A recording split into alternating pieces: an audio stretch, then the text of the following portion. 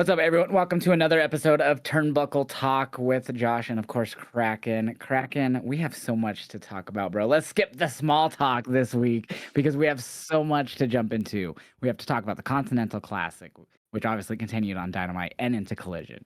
We had ROH had a big show Friday as well. Of course, there was SmackDown. We'll kind of gloss over the TNA show because I didn't personally watch it. And then, of course, we had Deadline last night. So we have a lot to discuss. A ton. A lot of good stuff. So much. So Yeah, there was a lot of surprises this weekend. There was a lot of upsets. There was a lot of returns. A lot to go over. So, um, I guess first thing I actually want to talk about is Deadline because that's kind of the more fresh thing that happened yesterday. Okay. They started out the show with Saints and Obafemi. That was the first time ever the men's NXT title opened to PLE. And it was a good match. So obviously, what made this more stand out though was they announced on Friday. They had Ricky and Oba show up on SmackDown, and Cody Rhodes talked to them backstage, saying the winner of their match would face him next Saturday in one of the exhibition matches, non-title.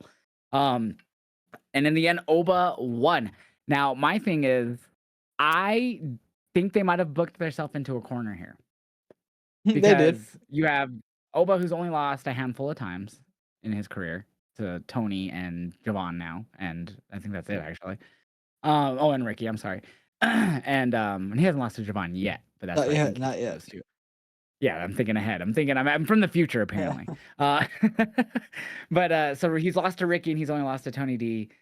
We also saw the return of Tony D, but with him winning this, how do you book Cody and Oba without either of them looking stupid or without a shitty ending?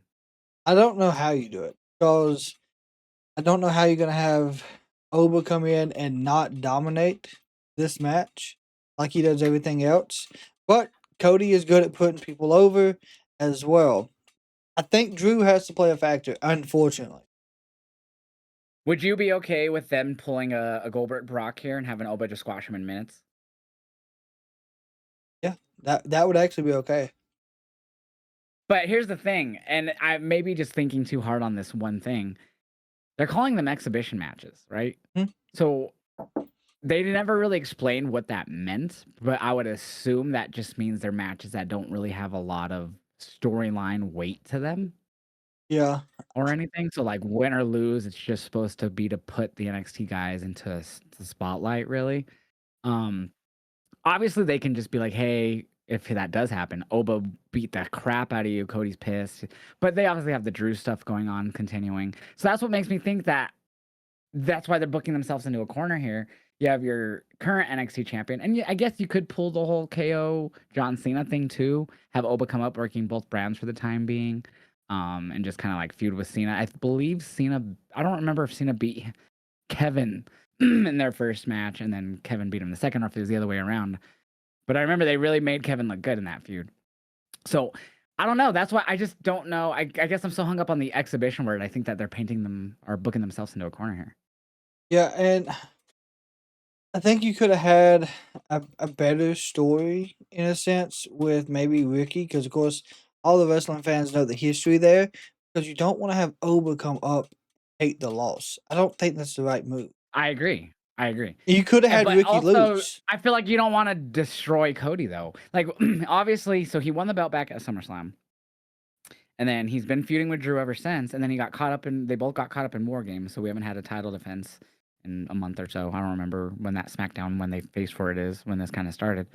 But yeah, like, and I don't think, shoot, what was his last defense? Was it Drew on that SmackDown? It was. I don't even remember It anymore. was no. Because we had Yeah. Survivor Series. He was in War Games. Before that was, what was before that? The Saturday Night Main Australia show? Event. Huh? Wasn't it the Australia show? It was. Yeah. Super show? Or not, Crown Jewel? Hmm? Which was also, champion versus champion. So that wasn't even, so that's my, like, I even forgot when, I feel like we need to get back focused on the WWE title. And obviously Punk just won his world title, so he just barely got his stuff going with Braun since War Games ended. But I really think they need to start focusing on those world titles. They're really feeling like props at the moment to me. Yeah. They have to, and they're carrying out this Drew Cody thing. Which I don't Mhm. understand either. I feel like we should be past that at this point. There's plenty of people on this roster that Cody could be feuding with. or if you drop the title off Cody, that Drew could be feuding with as a heel. I don't know. Yeah, so Maybe that's where this sets this up. Maybe Oba comes in, he gets a win, but it doesn't look bad on Cody. Then but how I, do you do that? But how would you book that then? I don't know. That's the only issue. I don't see it happening without Cody looking horrible in there. Unless there's the outside interference by Drew, which we don't want to see. Mhm. Yeah, I really don't know how you can book like, I wouldn't hate the whole Brock Goldberg thing where he squashes him in minutes, shocks everyone. But then I feel like that just adds more fuel to the, "Oh, Cody's reign is crap," which it's kind of been, honestly, Hmm. so far this second reign. Um, so I don't know. I mean, it's been since SummerSlam. But that was back in the end of August. We're here in December, and it feels like nothing's really happened with this reign. Um, so I don't know. I really just think they need to get the ball moving on these titles, feeling good again. I feel like we're just in a hold moment. And with Oba winning the NXT title, I'm hoping that's not prolonging his stay down in NXT because I feel like he's more than ready to be called up as well. Which is another reason why I feel like this could be a bad booking decision to have them face. Is it a great idea? Yeah, but I don't know. Again, that's why I think I might be overthinking it on some form, but I really think that WWE is going to pull some bullshit. I really do. I feel like this match is gonna end in some bullshit, and we're gonna be like, "What the fuck was the point of that?" Unfortunately, I think that's what's going to happen with a lot of these because we got another one I think announced as well. Bailey and Soul, yeah. Yeah, at Deadline, it might have been SmackDown. I I don't think know. they announced that on NXT last week. Yeah, maybe It it might have been was. on Deadline. They announced it, but it was recently. They told her. Or it might have been SmackDown too. Actually, I think you're right on that. But yeah, so I don't know. I really don't know what way I want this to go because I really thought it made more sense to go with Ricky. I thought Ricky could take the loss and wouldn't hurt him. Um, but I guess we'll just have to wait and see what they But do. with this, do you think there's any possibility that Ricky could have been the masked man at War Games now? If they wanna throw people off, yeah, I mean, it's not out of the realm of possibility, I just think they're set on it being theory, and I also think it'd be funny just because they have done this before where, like, they had someone else dress up as this, like, mystery person, but it wasn't actually the person under the mask who they revealed to be, and if you remember, it was, Alexa Bliss had someone helping them in, like, I forgot what they called her, Lost something, and ended up being Mickie James. This was, like, around COVID Wait, or yeah, something, yeah. 2019. So the person who was actually under the mask doing that before it was Mickey was Deonna Purrazzo when she was down in NXT. So it was known by the dirt sheets that they found out who was playing the character, but they were like, we're being told that's not going to be revealed who it is. They're just doing the part. And I guess it was because Mickey wasn't fully under contract yet at the time, and they were trying to get her fully signed, or something. But so they could do the route of it with someone, they use someone to do the character and then reveal someone else. I just don't think they are. I think that's 100% who it's going to be was the person who played it. And if you've read the dirt sheets, the three out of usually all the big ones are saying the same thing that it was Austin Theory that played that character that night. Yeah, which we won't see him until June. Probably helps Breaker.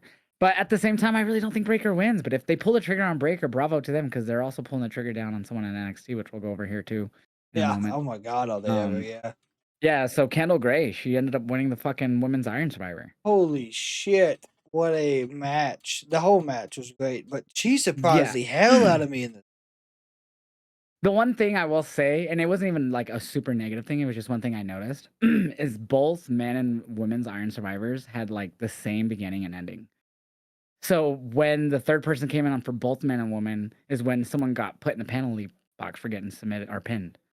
So that happened on both men's and women. And then at the end, we had a 5-way tie in the last minute. Same for the men and women. So not the biggest deal, but it was like very interesting that they went the same route to start and end both Iron Survivors. I didn't. I guess I didn't really notice that. I was more like I noticed it immediately when they both happened. I was like, wow, we're in the last minute and it's tied just like the women's. What the fuck? I was more rooting people on from behind the screen, trying to hope they would Well, I win. was too. That's when I, like, looked at the time and I was like, "Holy shit, we're tied with a minute left." That's when it, like, clicked in my head. Like, "Holy shit, this was the women's too. They did the same thing. They were tied with a minute." The difference was the women had, like, all 2 and they were all 1. So it's just 1 fall difference. But, yeah, overall, like, great matches. That didn't hinder it at all. I just was like, "Huh, didn't realize," like, until I looked down. The the only thing I think was a little, guess, odd for me was Zarya did not have a play in this. I really thought, even though they made up on the phone call before it, I kind of felt like she was still going to be involved somehow. Yeah, I'm not a big fan of them delaying it more. I mean, I Yeah. think it's not really delayed. It's a really about to hit. Like they're gonna do it probably by New Year's Eve is where their match will be. My Mm. guess here at the beginning of the year. So it's gonna happen sometime soon. On it, I guess maybe they want to fully do it on an episode where they're gonna get more eyes on it. I would assume they get more eyes on their weekly show than the PLEs, of course. Um, so that's my guess. They just want to have majority of their audience to see it. But yeah, so I do still like the fact that Kendall won even without costing Soul because I my main picks were Soul and Kalani because Lola just faced Tatum. I know Tatum doesn't have the belt right now, but she had just faced Tatum for the belt lost, and Jordan had just faced JC like a few months ago. So I was like, they're so fresh, like they're so fresh those matches, and so that's why those two were not my picks at all. And Kendall I did have as the dark horse, and I just didn't expect him to fully pull that trigger. Yeah. And she looked great in this match. And then she got the first fall, too. She was the first fall. She came in second. She had the first fall in the match. I believe she was the first woman to get 2 falls in this match. I could be wrong on Yeah, that. she was. She pinned Grace for her second fall. And then Soul ended up tying it pretty quickly when she came after she got like she came out and got attacked from forgot who took her out on the Kalani. outside. It was someone from the match. Yeah, it was Kalani. She like pulled her down and like hit her knee on the ring apron and stuff. And so she went back and got her brace and came back out. But yeah, so I surprised that they didn't have Zarya get involved as well. But overall, I didn't think it hurt it. I just that was my like in my head. I was like, oh, they probably want more people to see it. I guess. Yeah, what's even crazier about this, so, you was talking about everyone had 2, and then Touchdown, Houston. Texans just scored. Sorry. and so Vice pins Gray. I don't know how far into the match that was. It's right there at the end. So then Yeah. that would have gave Vice her second one, and then a minute and a half passes, and Gray comes back out and gets the final pinfall on Vice. So one thing that I thought was weird, and I think they did this in all of them, so it's not even just like this is the first time they did it, is I don't like that the penalties time starts as soon as they get pinned. It I should would like it happen. as soon as they get because Kalani or someone attacked someone before they went in the I think it was Kalani. She attacked someone. It might have been Sol before she went in the penalty box, and her timer was already above her name. And so by the time she was in the penalty box, it was only like a minute 10 left. So I obviously was not like a whole big deal. It's just a little nitpick. But I was like, they should just honestly start the time once they're in the fucking penalty box. Wouldn't that make more sense? The longer you take to get in, the longer you have to wait. Yes, it would work better that way. I think so. I get why they don't though. It's probably time restraints. I don't know. I mean, they went 25 minutes completely, but I mean, yeah, it was gonna be 25 minutes either way. I guess they just want to book more spots. I don't know. I feel like that's what they should do though. They did it for both the men and women's, and I'm sure it was like that in years past. And I'm sure I might have said the same thing. I actually am not sure, but that was one thing I was like, I wish they would change that. Other than that, it's a great match. We did see a double soul snatcher as well. That's how Ruby got Oh her my god! And then she pins. hit one off the stairs too. Yes. She did a shooting star press off the stairs into a soul snatcher. I don't even know if it was a shooting star press because shooting star press you go like that. She did a front flip essentially into it, which was, and she took more of the pain on that, and she showed it in her selling. Kalani was just, or whoever ate it. I think it might have been Kalani or Lola on the outside. They just fucking laid. I think it was Kalani. It was when she was exiting the pod and she got caught in it.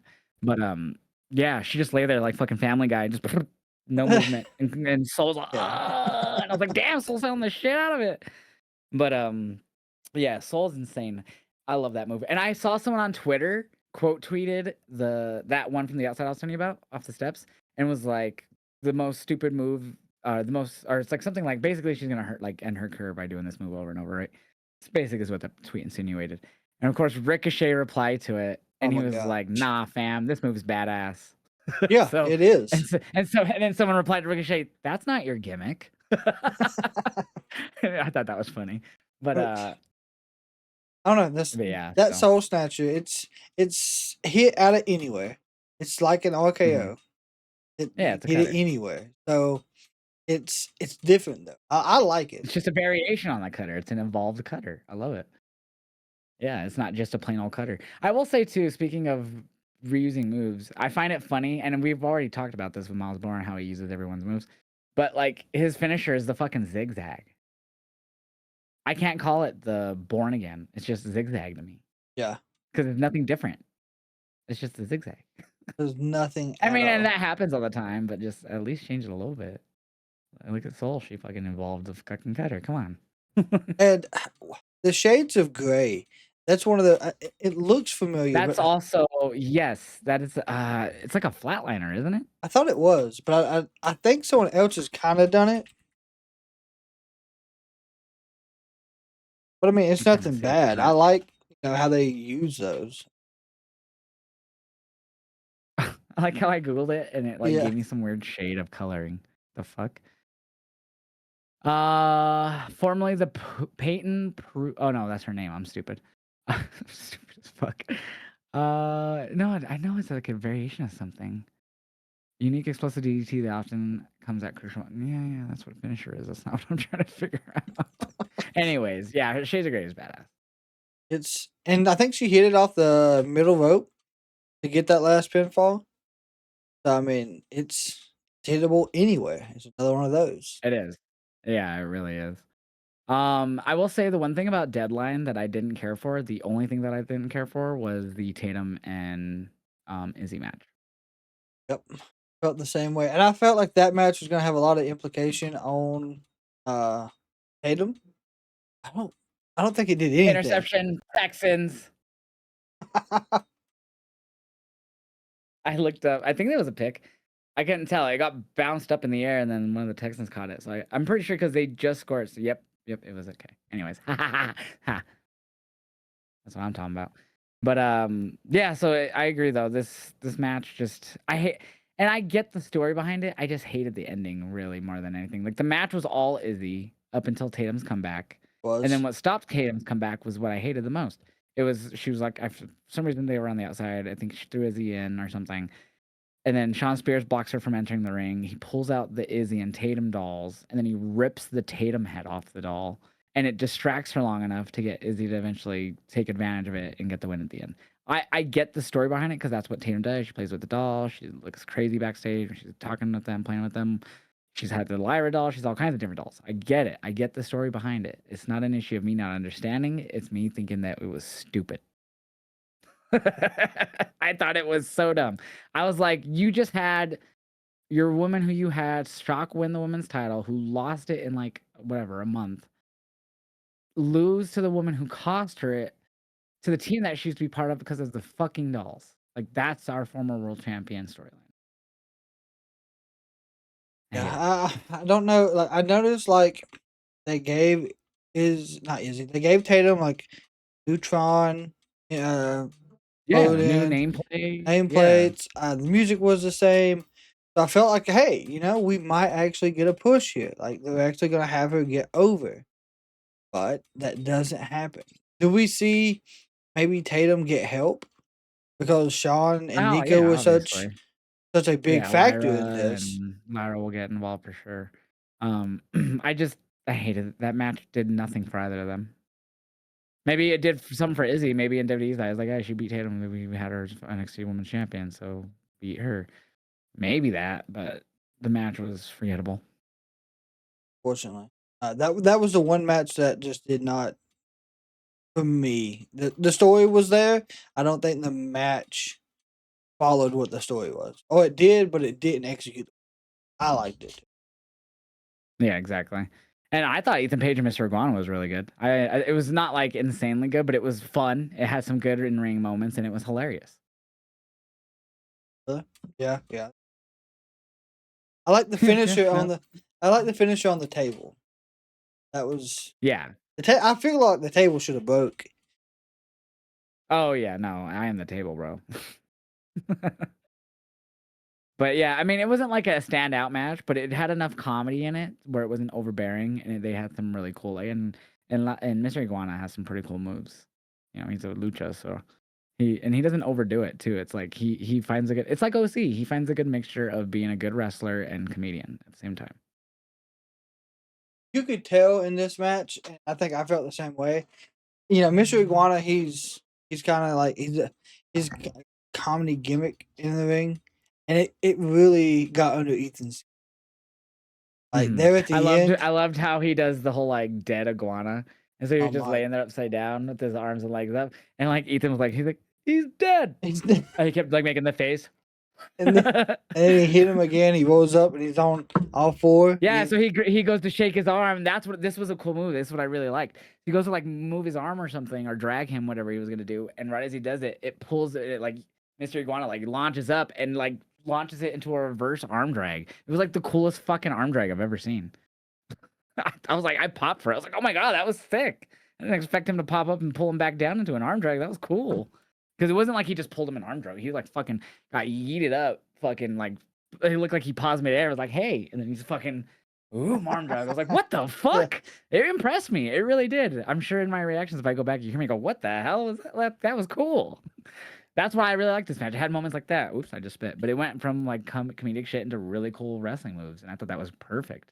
Yeah, and then when Ethan he throws the iguana, um, all the way up the Layeska. Show Layeska, respect to Layeska. Layeska. He throws it up the ramp.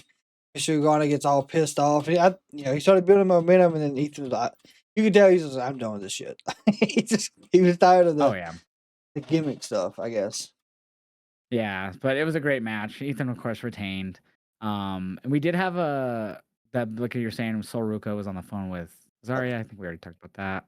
Yeah, and then just the men's Iron Survivor. So Miles Bourne had won the match or got the pinfall in that match on Tuesday, so he chose to come out third. So and he had like a backstage promo earlier in the night where he was like talking about it, like people wanting to know what number I'm gonna come out. Should I come out last? I'll be fresh, but I don't know how many falls I'm gonna have to try to catch up on in 10 minutes. If I come in first, I could get falls quickly, possibly, but also be spent by the end of the match and not have energy to get more fall. So like I liked that how he explained his decision, but didn't say it until he came out. And I was like, third's perfect, middle of the pack. Yeah. And what I thought was odd, we seen the person that came out third got pinfalls really quick in the women's, and that was a Soul got attacked. Mm, Soul came out fourth. Um, but Soul was yeah, you're right. last, he was third. I can't see the entries, but Soul got those back-to-back pins like immediately. She hit the double Soul Snatch that led to both pins. Yes, and then Soul was out fifth. fifth. Okay, so who was out third for them? Jordan Grace, who Jordan actually, Grace. so that's incorrect because Jordan, I remember calling out to my chat. She was the last person out of all five once all five run to even get a fall. So, and that's what happened with Bourne. Looking at the pinfall list, Evans, Lennox, Hendry, Slater, and then Bourne. So that was kind of interesting. I didn't notice that for the men. Yeah, so see, that's even more so that they were too similar. And it's not that big of a deal because they were both good at the end of the day. But the fact that they were like the similar layouts and they didn't want to do anything different is crazy to me. I don't know. They were like, hell yeah, it was great for the first one. Run I the will pin say these were sequence. better than War Games though, both these matches. It was. I truly love these matches. These.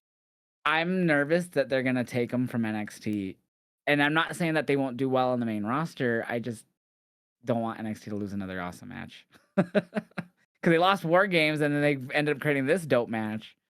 So I'm just afraid they're gonna lose. They also had the pit match. Can't remember what it was actually called. Bro, I was just talking about that with my friend the other night because we were talking about. I think someone in my chat brought up like Daniel. It was last night because it was the fights, and someone was like Daniel Cormier, former special guest ref, and I had totally forgot that he was the ref of the fight pit, and I was like, oh my God, because that match sucked. That's why. That was such a terrible fight pit.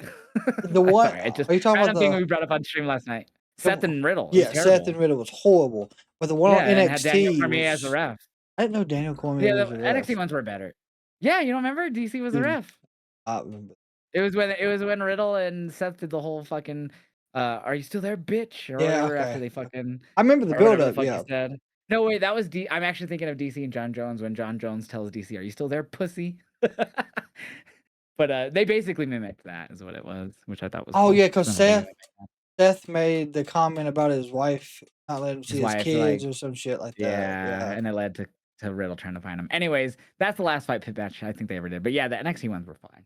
Yeah, and we ain't seen another pit match since. So we know what happens No, with yeah. good That was gimmicks in and that NXT. sucked too, because that story everyone really liked, and then they just didn't deliver in the fight pit. It was terrible. But anyways, yeah, I hope that like a lot of my chat was like, I kind of would want to see the main roster in this. So like, I would too personally. I just don't want them to take it from NXT. Like, I don't want NXT to lose it. Like, maybe they just do it randomly on a Raw, or I don't know. Or just, I even said, or it would be cool if they just like kind of do what they did with War Games a few years, where some of the main roster people come down and just participate in Iron Survivor. Who knows? I mean, I don't know, because knowing the main roster, it would just be filled with champions not defending the titles. They would find a way to mess it I up. think it just what makes it work well for NXT is it's their version of a Royal Rumble, if you will. And the way I look at it, they don't have a Rumble. They just do stories building up to Stand and Deliver, which is their Mania. So they do this leading into New Year's Evil. And so I would compare it to not like the same level, obviously, as a Rumble, but just it has the same type of it works that way for them. The winner of this gets the title opportunity. And we just saw last night with Kendall winning, you never know who's going to win and get that title opportunity, just like the Royal Rumble. So I feel like this is NXT Royal Rumble, which is another reason why I don't want them to lose it. I don't see it as a Royal Rumble. I see it as a I don't faster version of the C2. No, like I'm not saying it's the No, no, yeah, match, the Royal yeah, Rumble. I I'm know. saying it has the same premise But where premise, it yes, has the same outcome. stakes. Yeah. I don't think it has the same stakes as the C2 because the C2 is more of a fucking it's round robin. This is like you're done, you're done. Like you get fucking pinned, you're bye. You know, in the sense of like you get put in the penalty box, you lose time to win. This is I don't know. I don't see it in the sense of a tournament. I see it in the sense of that one time a year you get anyone to get this opportunity to get a fucking title shot in New Year's Evil. I don't know. I really consider that more of a on par of like the same feel as a Rumble. Not the I don't know if I'm explaining myself well. Not like it is a Rumble. It's not never going to be that big, but it gives NXT their version of one where they Yeah. could get an opportunity at a title every year like that. I mean, that does make sense. It does. Either way, it's a great thing NXT's. I like it. Yeah, I don't want them to lose it. I really hope they don't take it away and fucking do what they did with War Games. I mean, War Games still great here and there, but I don't know. I just don't want them to do it on the main roster. It's too good in NXT. I'll be sad. You know what's also funny to think about? So obviously after the main event, we had Oba come out and Javon won, you know, and which was cool. Is I like how the way they did it with Javon. Last year he ran out of time. This year he got the pin just in time. Just in It was time. awesome because especially because he got stuck in the penalty box because Deion Lennox locked him in there when he wasn't even supposed to be in there. That was pretty cool. And he just climbed out and stuff and jumped on him and got in and got the pin. But so they had Oba come out and then Tony D returned. And so we ended up finding out that what the black stuff that got sent to Ava that was chopped up was his hat. Yep. So it was his hat, and he came back, and he was fucking thick, muscular.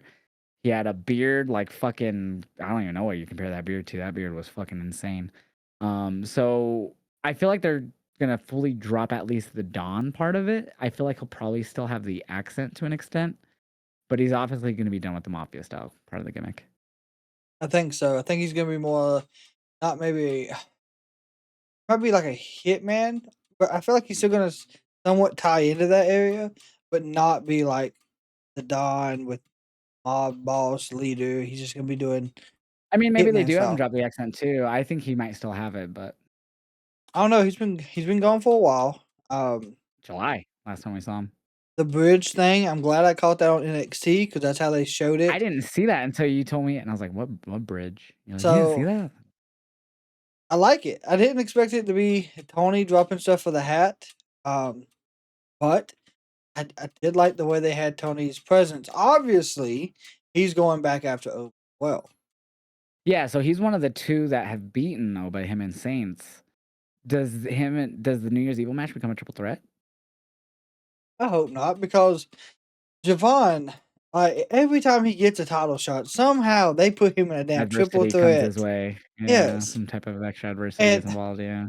so I don't know if you've listened to Van Fleet's interview with Swerve. Swerve talked Mm-mm. highly of Javon. He Mhm. sees the potential there. He says he's way better than I Oh, I was at saw a this clip age. on TikTok, yeah. Like, so everyone sees the dude's potential. I don't know I think why. I think I saw Swerve said that he's like, "He's better than me than I am now at 30," or whatever he said. He's Yeah, like, "Better when I was there," or something like that, but yeah, he, like, gave him some high praise. like so everyone sees the ability. He's got the okay from, you know, who was it? Rob Van Dam, John Cena now, Randy. He's gotten that sign of approval through all of the legends in Mhm. WWE. I feel like they could be safe and have Javon win the title and it not them not have to worry. I know he's young. And I know that's maybe why they're still wanting to build his character a little bit. But I think at this point they can do it. He's had the main event at Stand and Deliver.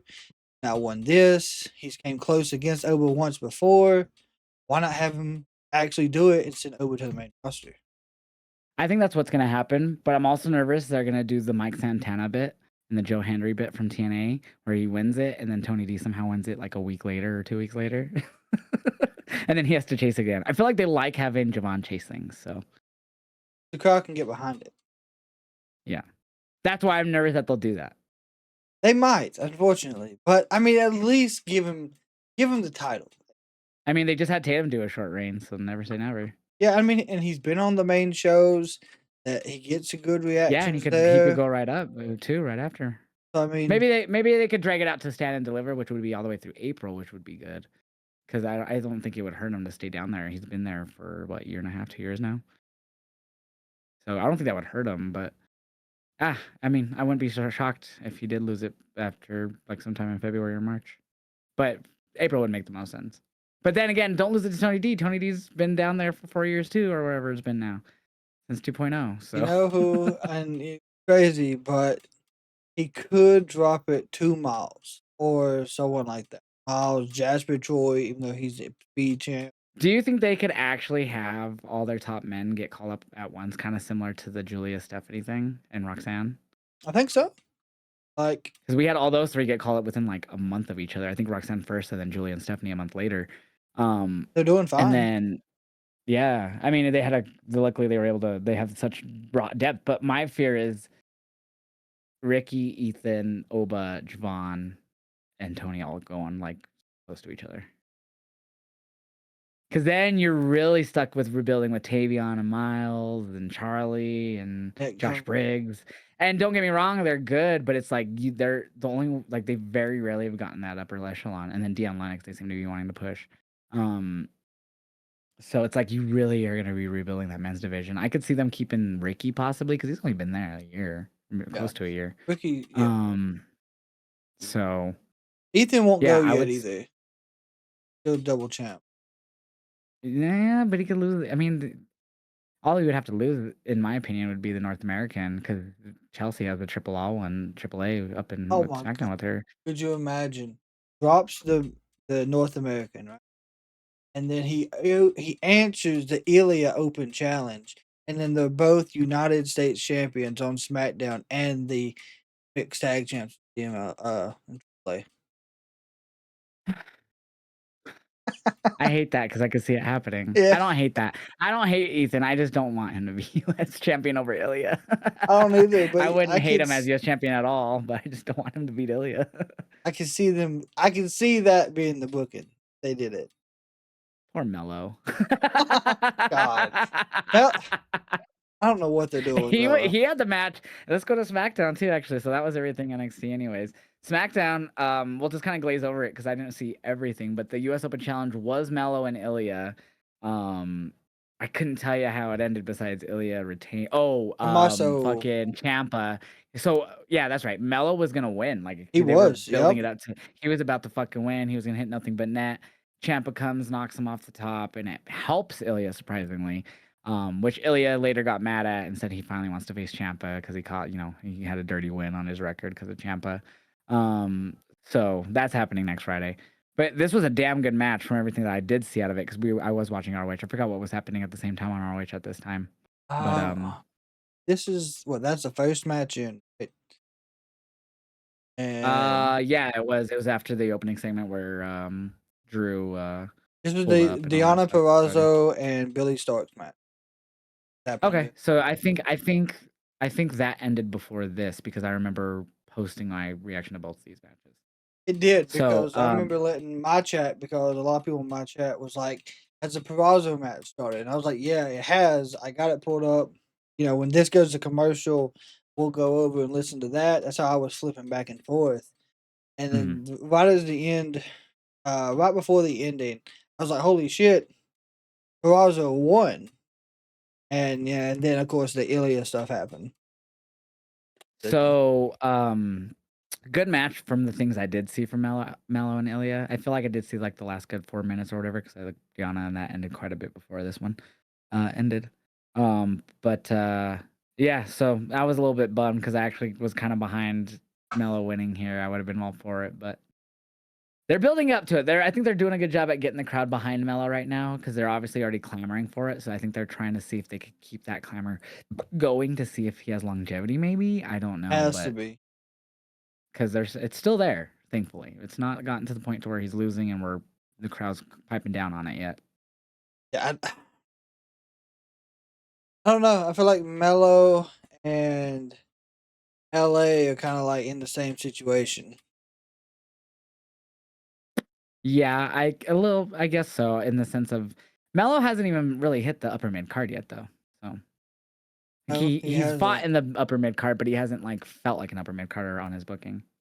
But I feel like they brought Mello the way they brought Mello in that he was going to be pushed to the upper mid card right away, and it just still hasn't Well, I happened. hated that when the Miz came back, they even tried to fucking continue that feud, but like, I mean they did, but It's kind um of that's my biggest complaint about WWE too. A lot of the time is like when there's a tag team split up. Sometimes a lot of the time they'll not book the other guy. They're doing good with Kit Wilson. I mean, he's mainly on main event for the most part. Ha! Chiefs just missed a field goal. Doink. Um, they're oh man, what a choking. game. Minute left in the half. Yeah, just 10-0, but yeah, that's great. Uh, so I'm just ready for the WWE to like stop not booking talent because people get injured. It happened with the Wyatts. We saw Bo Dallas, and he wasn't even injured. He was dealing with his family situation, and we were very rarely seeing the rest of the Wyatts on SmackDown. They were still showing up in AAA more so than they were showing up on SmackDown. They would just do the stalking segments where someone was backstage and you'd see them fucking in the background. And that went on for the majority of the time that Bo was gone with dealing with his personal issues. And look at the Chad Gable injury. Same with the Creeds and Ivy. Ivy's barely been coming back to you now, and Creed's been relegated to main event. And I don't even know if they've been on AAA because I don't know. I feel like they haven't been nowhere. Um, they did it with Mello. I really hate that they do this. Yeah, I don't know why they do it. There's plenty of places you can write them in. I mean, Hmm. they even had Kit getting a feud for like 2 weeks with Damian Priest. Hmm. But Yeah, like that was just giving. smart. Well, didn't Priest end up facing him on main event anyways? Yeah, that's exactly. Yeah, that's still happening because he's still doing. He I can't. mean, I will give them a shout out for like starting the story on Raw and then finishing that. Like a quick little story with him on main event. Shout out to them for that. Yeah, I think he's even still doing the masculinity. I don't know, like he's got Oh a flag yeah, now. I don't toxic masculinity. masculinity and then crossed out. Yeah, Yeah, because I that's saw what he that. was Yeah. doing. He was saying Priest was being toxic and all this stuff, Mm, and so that's yeah. still happening. It's just on main event. I just think it's cool that they started it on Raw, and because like main event, they don't give us any incentive to watch it. But so I was like, hey, you might check out this like random possible NXT person versus this main roster person. Like, oh, that's kind of neat. Yeah, But other than that, I don't couldn't tell you the last time I took time to watch a main event show or match. I don't even know where it's at. Uh, shit, probably Peacock. On But Peacock. didn't their fucking back catalog just get pulled off of Peacock like that just ended? I think it's December 31st. Okay, okay, so well, I better fucking. Well, it's funny because I actually just started. I don't know if I should even say this. It's not really bad, but it's frowned upon. I started torrenting things again, Quarantine. movies, TVs. Okay. Yeah, like torrents, like you download torrents, like people Yeah, torrent yeah, stuff yeah. to Yeah, Yeah, yeah. it's like a compression file that you can download quickly and then whatever. Anyways, so I've downloaded a few shows, like full series, like Sopranos, Degrassi, other shows that I'm really into, just because I've been getting back into physical and like having my own digital media instead of streaming again. Mm. So I'm gonna have to start doing that with fucking WWE with all this shit. Yeah, 'cause At least for us Americans, I don't know how we're gonna find it. they don't Netflix? even have it all up. They don't even have the full back catalog on there. No, It's not like Peacock. and Netflix is about to be bombarded with wrestling stuff. Well, Uh, I don't even think that. I think that's the whole point of Raw Vault, SmackDown Vault, and all that shit. I think that's majority of it will end up on there. Hope so. That's some good I mean, stuff. that's a good alternative, but I hate that everything's bouncing around.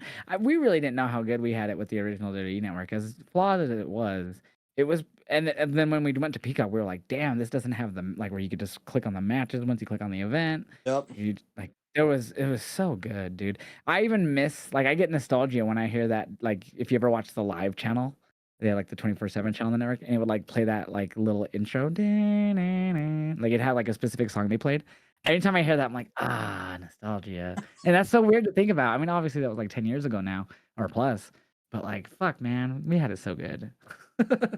'Cause, yeah, if you go back and watch it now, it's just so hard to find, and then having to fast forward through the show to find the match you want to show somebody, or The one good thing is it gave us the WWE Vault, like the normal WWE Vault, not just Raw Vault and all that. Is like WWE Vault has been dropping like Omni shows that were never released publicly and shit now. A lot of old shit from NWA that never was fully public. A lot of that's been finally dropping that we've never seen before, so that's pretty cool. But that is nice.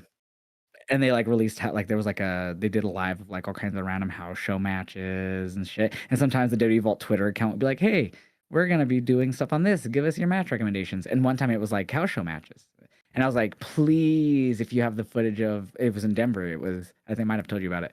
John Cena and DX versus it was like Batista, Sheamus, and Swagger or something like that. 6-man tag at a house show. Like one of the craziest matches I've ever seen at a house show. I was like, please post that in there, and they didn't. He But said, I'd love to go "Please." back and see that because I was there, and it wasn't like a raw or anything, so I can't go back and watch it. And I think I have photos of it, but that's it. And it was like before Flip good phone. video ones existed. Yeah, I think I had like the LG chocolate, but I didn't have a video camera. It's just photos. Anyways, yeah, it's gonna be interesting. Can't go back and watch all that shit like we used to. But yeah, so back to where we went a lot of segue. They went from talking about Raw then to Damian Priest into the fucking main event story into fucking the back catalog where to watch main event. Anyways, let's get back on the SmackDown here. I didn't see this LA Knight interview. I guess he did an interview about his match with Gunther. Alexa and Kyrie, I did not see much of this match. I'm assuming I was watching ROH. I couldn't tell you much about this match. Yeah, I But it was looks too. like Bliss won. Bliss did win. I do know that Oh, this was afterwards, Mercedes. Wasn't this during the Mercedes or no? the Because the MFTs I were doing remember Lash Mercedes. and them came out. What was I watching over this then? Because I remember Um, Lash and I came out and I was like, I see Lash and I out, but I'm more focused on I he remember was even watching saying the it out loud. pure Like I want championship match, probably. Lee Moriarty Oh, and the Iron Nigel. Man. That's right. It was towards Who the end of the Iron Man. So I think this is when they went into overtime. Sudden death is had why. to have been, because I seen the That last match like was awesome. 30 seconds of that match. I seen the first half of it, and I was look over, watch a little bit what was going Dude, on, but then watch with Ring of Honor. SmackDown was going to commercial so much. God So like Almighty. I was focusing on SmackDown a bit during this match, that match for ROH. And then it would just go to commercial. I'm like, okay, well, I guess we're watching the Iron Man match. And then we'd be on commercial for 3.5 minutes, and we'd come back. And we like the SmackDown was so commercial happy this Friday. Like Hmm? more so than ever, I felt like. And dude, so that I saw more of so I just stopped focusing on SmackDown. I was like, oh, I guess we're watching the Iron Man match. I tried to get into SmackDown and I'm back in here.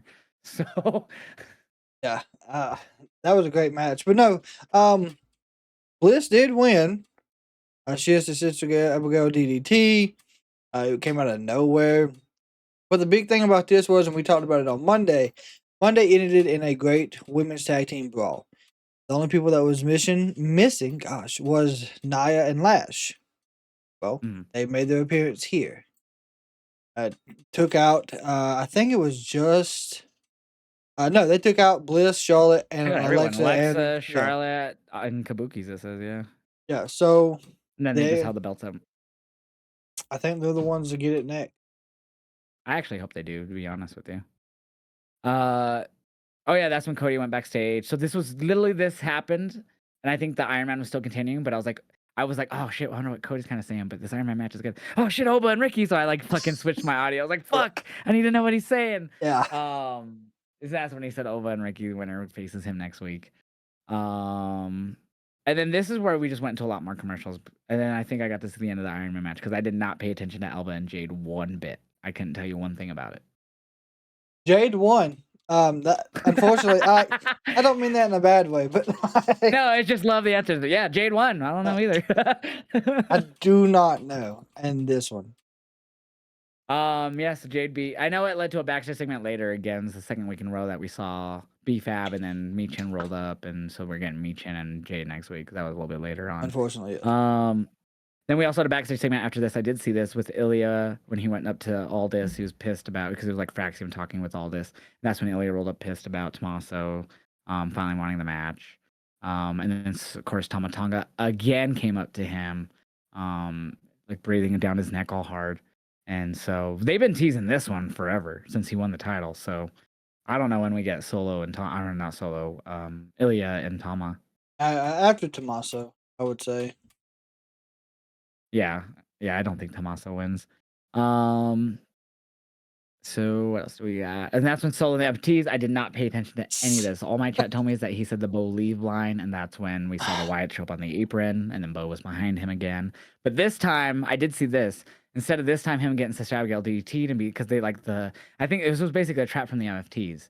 So they I don't know exactly what Solo said, but they were left Solo alone, basically, like left the ring before him, and then he stayed, and that's when that happened. So once Howdy showed up, that's when they came back up on the ring apron, and that's what led to the brawl there. So how this went?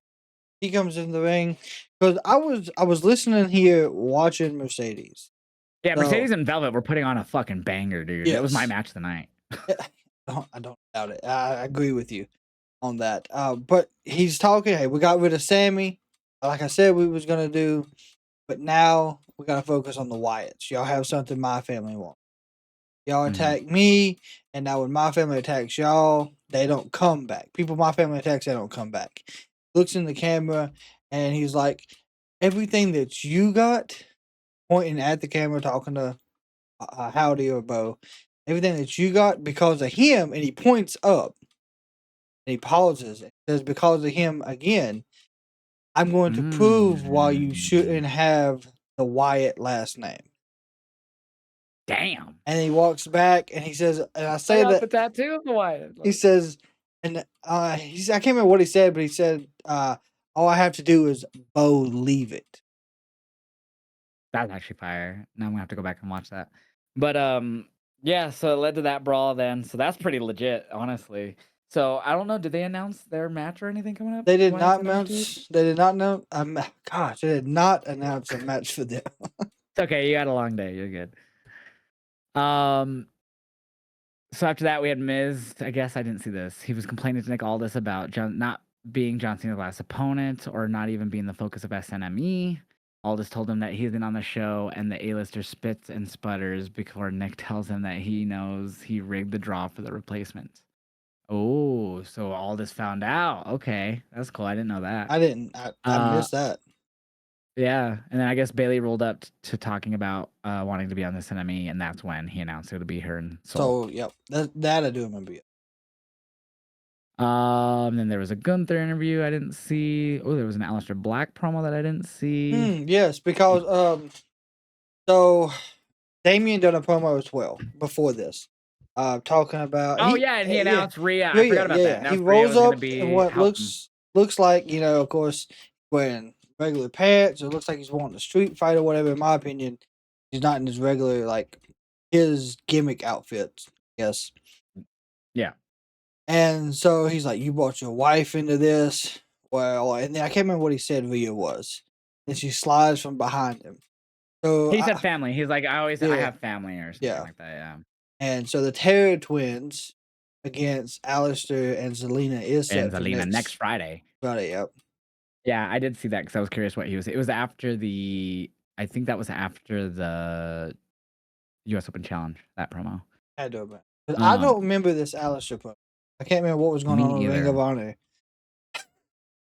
It probably was still the Mercedes Velvet match because it was after the MFT stuff. I know So that's not because of how my reactions out for like mhm. on my show. Yeah, there was So some things. it just says, he says Damian Priest is tragic. It's tragic. A man drowning with his head above water, and he might be everyone's enemy.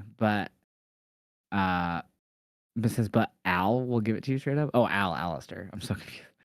They left Damien a perfect monster, and here comes Rhea Ripley. Zelina Vega calls her a succubus that lures you to the family you once had, and that version of Judgment Day is over, and she'll just leave him in a sad state she found him in. Damn. And then Alistair goes on to says that if it's an Infernal Priest wants, then like Virgil to Dante, he'll guide him through it. So I've seen other people talking about it, and I can't remember which other creator I've seen. Might have been On Man. He commented Uh-huh. on it. Are we gonna see another adaptation of an Inferno match? We've seen with Kane and That'd be cool, Undertaker in but the I doubt it. past. I did like the way they did the one with Fiend and Rowdy Randy, and Randy yeah, back during COVID. Even though the match ended up being shit at WrestleMania, and they just magically made him unburned anyways. oh yeah, Um, but yeah, so I mean, I didn't hate that Inferno match. That was pretty cool. If they could do something like that, because in theory, the way they used to do it with the fucking ring surrounded in flames, that's cool too, a cool visual, but way more dangerous. yeah. I remember the last good one we had before the Randy Bray was Kane and MVP. He caught Gosh, MVP's yeah. back on fire. Damn, I don't even remember that. I have to go back and check that out. Yeah, that was a good one. Because I think that wasn't at No Mercy. Can't remember what that might have been. Uh, I know it happened because MVP had the purple and silver outfit on when he still came out with the ah we had that inflatable thing where it said MVP on the front and he would bust through it. Yeah. Yeah, 1, 2. You yeah, hit the yeah, clock yeah. ticking. Yep. So after all this was our main event, LA Knight and Gunther. Luckily, and I don't mean this in a bad way, they had the ROH tag title match happening at this time, so it was very easy to watch LA and Gunther over. Yeah. I I just wasn't too invested in LFI versus I don't even remember who they defended against. But Tommy Billington and Adam. oh, and Adam Priest. Yeah, I couldn't tell you a thing about that match because I was watching this. So I couldn't either. I was. God, they gave us hope, didn't they? At least I thought they they did. really did. They really did a good job at making LA Knight not look like a scrub against Gunther here, um, multiple times. And I loved the surprise BFT. So Gunther had hit the splash, went up for another one, but hit says Shadow over Hell style. I think he just hit a second splash. Knight kicks out, hits the power bomb, still a kick out from LA. He picks up LA as soon as he gets LA to his feet. LA just boom Boom. Yep. BFT. It was so clean because he was like pulling him up by his hair, you know. So he was getting up, and just as soon as he was up, Boom. brought him back down with him BFT. I was like, I popped. So I was like, that was so clean. And But it of course, Gunther got his foot on the rope. and then the fucking foot. It which gives me the hope that maybe they're gonna be okay with John beating him. Saturday Yeah. night's main event. But Yep. yet again, I'm worried because he retired Goldberg. He does it to Cena. Is he just gonna be the closer for everybody's fucking career moving forward? We know AJ's done in He's gonna 26. retire AJ. He's gonna Is retire it? Randy. He's gonna retire Jericho when he returns. Oh, I don't know. But Gunther's not even like a spring chick. He's like what, 39, 40? Start carrying around a Grim Reaper's X. They're gonna make him wear a face mask and put a police siren at the start of his entrance. I don't know why I compared that to Ambrose. I just thought that was one of the worst decisions they ever did. But yeah, Uh, hopefully they give Cena. That's what I'm looking forward to. I do think that he's gonna win it for sure. I'll be shocked if he doesn't. My fiance says no twice in the chat. But no, yeah, this was a great match. Of course, he caught him in the submission. I don't even know what the submission was. It was almost like like a different version of the STF kind of. I think it was. Um, yeah, I it think it was was. like similar but different. It was like instead of him like cross face, he had more of like a choke. It was interesting. I But it think was very similar. he was trying to point, that he's gonna make Cena tap. Is what Yeah. he's implying. But so LA tap, and then afterwards, Gunther just talks down to the camera, saying that he's gonna make him give up. Of course, his line is never give up. So a lot of people have speculated that they're gonna have Cena tap, and he's only submitted very rarely, like in his career. He tapped to Kurt Angle, Jericho. Mhm. I don't think anyone. I think there might be one more, but I just don't remember. I'll look it up real quick. Let me see, because I'm actually curious now. How many times has John Cena tapped? There's a stat out there. 4 times. 4. Chris Jericho in 2002 on a SmackDown, Walls of Jericho.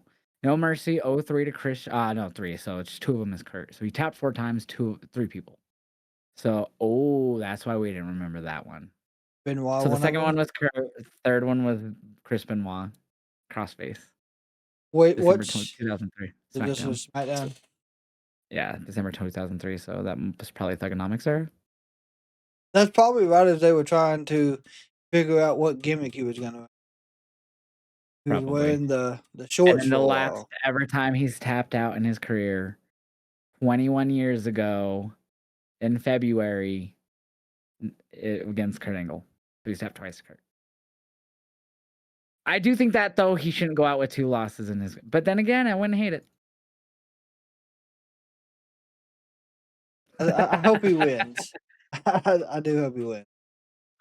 And I was saying this in my stream earlier today, like, I'm ready for this whole retirement shit to end, because half of it was pretty terrible. More than half of it was pretty terrible. Yep. The Brock part too. But, like, the only things I enjoyed out of that retirement run was the Punk match, because it was cool to see, and him and Randy too, just because that was an opposite side. That was a unique, but that was when it was peak shit. So, the match was forgettable, and I think it involved R-Truth, which made it even worse. And I love R-Truth, it just didn't hit. Anyways, yeah, I only cared for the Punk in the second Cody match.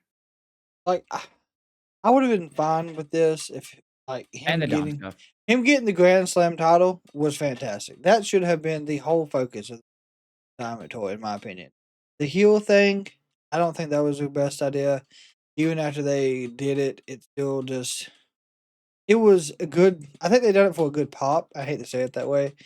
It popped up for everybody, but his title run, I don't. I as much as I like that someone beat Flair's record, because I don't think it'll ever happen if it wasn't Cena. Um, could have done it as him as a face. So I saw a stat earlier that I was trying to find about this tournament, or about John Cena's last year and all the matches he's had, and I don't remember if it said 4 or 5 of the matches, but either 4 of the 5 matches included Logan Paul. The fuck? Like, in the Really? whole tour, not just, yeah, I'm trying to figure it out here. I mean, I couldn't find it on Google. I'm gonna have to actually ask an AI because I can't find it. My Google pool ain't strong enough right now, so I'm gonna have to resort to what I don't like doing because it'll probably pull it up faster. Oh, All right, all John Cena retirement tour matches with Logan Paul. Clash in Paris, obviously the one-on-one. They had the tag match on SmackDown. It was him and Cody versus Drew and Logan. Money in the Bank tag match. Cody and Jay defeated John and Logan. That's when he was heel. Okay, it was 4 because then the Royal Rumble as well. So 4 matches of this John Cena retirement tour included Logan Paul. Isn't that crazy? yeah, it is. I mean, it's obviously. I think it's the most out of everyone. I mean, Dom had 2. Well, Jay might have 2 because Jay was part Jay of did, yeah. that one, and then the Rumble. No, they never went one-on-one, though. Anyways, that's a weird stat to me, that he got more matches out of the retirement tour with John. I know the Rumble, technically, you don't wanna count, but it counts. Because he eliminated John. Or no, John eliminated him, sorry. Yes. That's kind of what the feud was. No, the feud wasn't built on that, but was it? He brought it up. Yeah. They brought it up. But yeah, so that's crazy stat. 4 matches out of the 5 of his last year, Logan was a part of. Crazy stat. But yeah, SmackDown was there. It was there for sure. Yeah.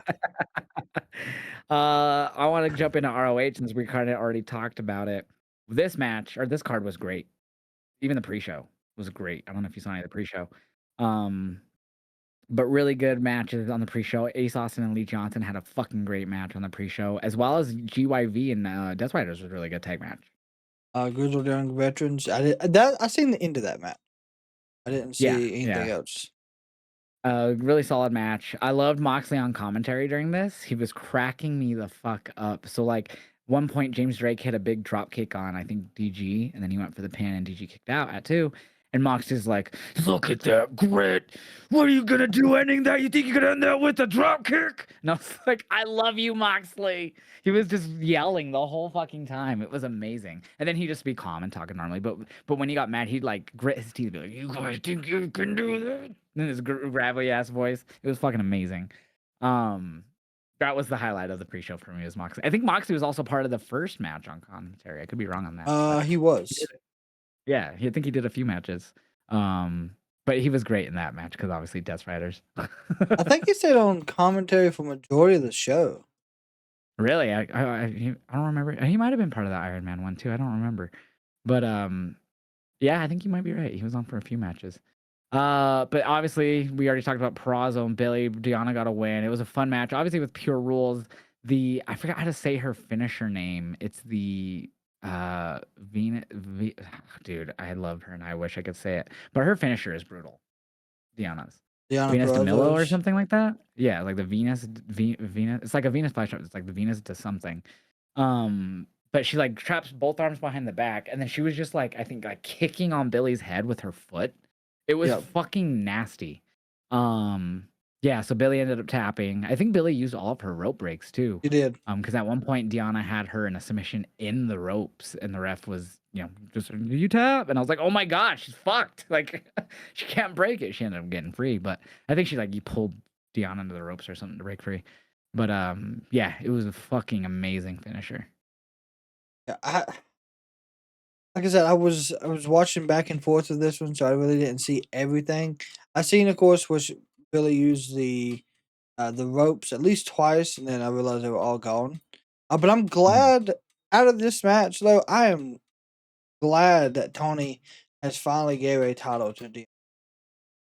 Yeah, and unfortunately, this was supposed to include. I don't know if it was supposed to be triple threat, but they had to advance to the finals because Queen Aminata was still wasn't cleared, and Yep. she was supposed to still have a semifinal. They'd been pushing that match back, but she wasn't cleared, so they just fully took her out of the tournament. Um, She actually, but she did come out yeah, afterwards, and she had her neck brace, and she said that she was coming for the title. So I'm glad that that's still going to happen. yeah. As soon as she's cleared, I thought she had a concussion. I didn't think it was anything too serious.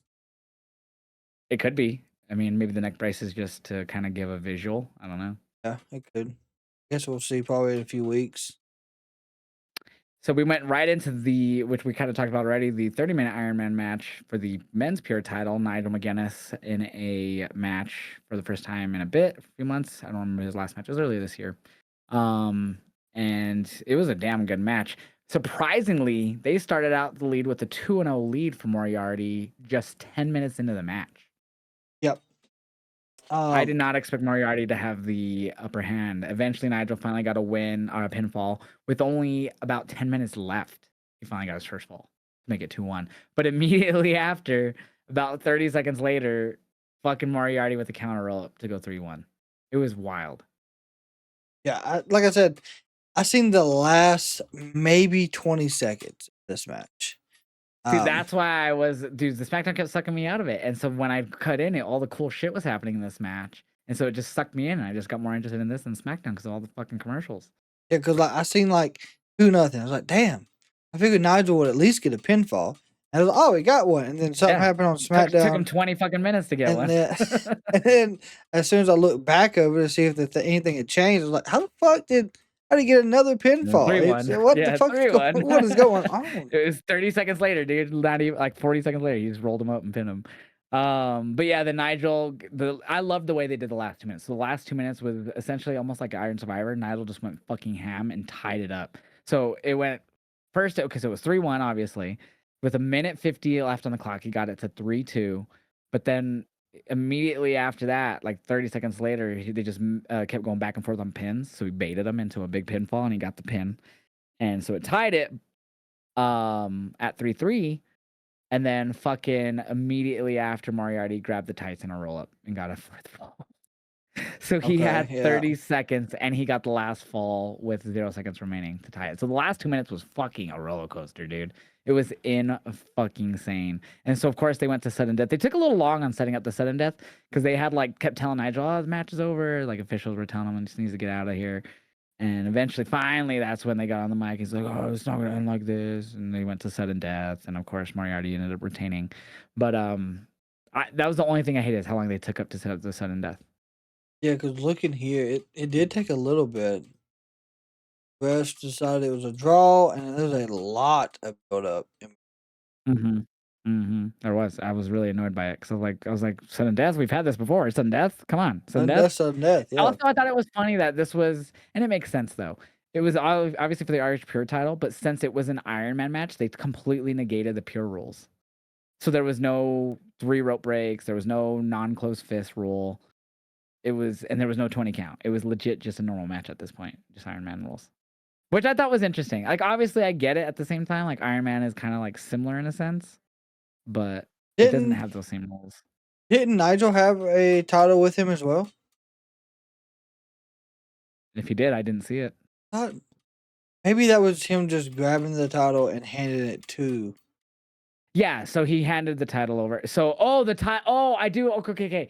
So what you're talking about is he gave him the OG Okay, ROH yeah, Pure okay, title. okay. Yeah. Yeah, Yeah. I totally forgot about that. Yeah, I don't think he came out with it. Did he come out with it I the thought second he. match? I thought that's when I seen it was at the start of the match, but yet again, Oh, I've seen okay. him hand it to him I as must have well. missed. I must have missed his entrance then. I don't remember it. So yeah, I think you're right then. Because I remember him handing it over. I just Hmm. didn't And I was see him come out with it. how the hell does Nigel have the title as well? Because I was like, did they have a match and I miss it? The way there's like kind of like where there was 2 titles at one time and they're trying to see who's the Yeah, so actual champ. it was like a passing of the torch moment because I think Nigel was like one of the like I don't know if he was the first pure champion, but he was Yeah. like basically one of the guys who helped make that division. So what it says is Nigel was out first wearing the old ROH Pure title as a reminder that he was one of the longest reigning ROH Pure champions of all times, bested only by Moriarty himself. So That's yeah, what it he was did a have really it. great match. So we immediately after that jumped into Red Velvet and Mercedes, and like I said a bit ago, this was my fucking match of the night. Yeah. Before that, this is Yeah, it was a where Moxley Moxley promo. call out. Yeah, that's where he left commentary. So Yeah, so he cut a promo on Takeshita and said the Callis family is sipping from the well of entitlement and stuff. yeah. And yeah, I didn't watch Collision, but I did see that he lost. He lost to Takeshita. Um, he did, and we'll probably talk about that after Ring of Honor because it was interesting. What happened as they kind of ended the show. Okay. So yeah, Red Velvet, she obviously got her rematch here against Mercedes, and they started the downfall of Mercedes. These two had some great maneuvers throughout the match. Of course, Mercedes did her top rope lung blower, which was Yes, nasty. God Velvet sold it Almighty. fucking amazingly. I, Um, I honestly thought she but had it yeah, when she hit that. I was like, damn, she's gonna win it again off this long blow. and they got a lot of time too. Let me see if I can find how it was at least near 15 minutes, if I had to guess. I would say Um, right at 17. Felt like 5. All right, let's see. So the times Mercedes and Red Velvet went 13:46. that's not I think with counting entrance, entrance, right? yeah, no, just bell to bell. So yeah, so Velvet gets the upset. Mercedes did a really good job afterwards, sitting in the corner, freaking out, going crazy, looking like she's about to cry. And so now she's down to 12 belts. Monet. Yes. So, like, so during this match, I watched the opening like maybe 5 minutes, and I wanted to see what Solo was gonna say about the Wyatts. He does that whole Mhm. thing. They attack. Bowen and Talatonga have this fight. I look Oh, I over, did see that. and I remember. oh shit, this match is still happening. I said, we're gonna switch right over and see what happens at the end of it. The second I get that out and the audio starts happening, Red Velvet gets the pinfall. I was like, holy Oh, shit! dude, you need to go back and watch the whole match. It was fucking great. Yeah, from what I've seen highlight wise, it looked fantastic. I probably will Oh, watch it they back. fucking went balls to the wall. The fact that Red Velvet is one of the few women now to pin Mercedes since she's left the WWE is crazy. I think it's Tony Stat and now Red Velvet, right? Yeah, I don't think she's got pinned in a tag match yet, so yeah. Crazy. So I definitely think, and then we had uh later on there was a backstage with Mercedes. They're trying to interview her, Yes. but it ended up with Layla Gray confronting her. And she's still calling herself the baddie, which I thought was interesting because she was a baddie with Jade Cargill. So kind of like tying back to the TBS title, with Jade was the initial super long title reign, and then of course now Mercedes passed that. So I thought that was a little interesting since she had that connection to Jade. So that's so when I was at WrestleCade last weekend, at Ladies Nights Mhm. Out 15, she was actually in a tag team match, and she still went by the baddie Layla Gray there, and Baddie, yeah. holy shit, that's the only reason like the name kind of like it kind of ringed to me. I was like, she's from AEW. I was like, she was Yeah, with she used to do Jade, the baddie yeah, stuff. and Yep. I was like, holy shit, didn't know she was wrestling tonight on Ladies Night Out. So that ended up happening on Collision. I don't know. Yeah, Mercedes retained. I wasn't too sure. I just had to look that up real quick. But yeah, so I would have been shocked, even more shocked if she lost that to Layla Gray, Oh because God, Layla could you hasn't done anything imagine? on TNA or It's TNA on AEW. just the fast downfall. They just speed track it. That'd Don't be even slow crazy as down. fuck. And like I said, I didn't really pay attention to Sammy and Mordos versus Tommy Billington and Priest for the tag titles. LFI did retain. I don't know if they won clean. Oh no, it looks like it says Sammy struck Billington with a low blow. Mordos Uh, uncorked a discus lariat, and then he pinned Billington. yeah, I do remember seeing Hechicero coming out there and hitting Priest, but I can't remember. That's right. That's right. And that was interesting because Hechicero's not part of LFI. He's not. He's not, and I don't know what play he would have had in that. Yeah, that's right. I remember telling my chat, like, I'm not really paying attention, but why the fuck is Hechicero out here? He's not even fucking LFI. He's a Don Callis fan. Yeah, it didn't make sense. Yeah, I didn't get it either. I did not pay attention to this match. I could not tell you a thing about it. I think this was during Gunther and LA Knight. So it was Eddie Kingston versus Josh Woods. Obviously, they just probably wanted to give Eddie one thing. I think this match went too long. Let me pull up that time again. I accidentally closed it, but I think I remember because this was like just ended like right after LA and Gunther, and I was It surprised it did. was still going. No, 9 minutes. Not as bad as I thought. I thought maybe it went like 12, 13. But yeah, so Eddie got a win. Did you say anything about this match? Because I didn't. I was hoping LA Knight was gonna win.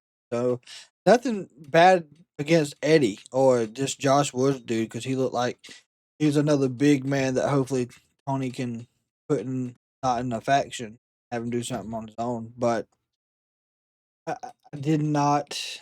It didn't. It didn't build anything for what Eddie's currently doing, but it did give that Josh guy some time on TV against somebody who's known in AEW. He looked good from what I did see though, but nothing Yeah. stood out.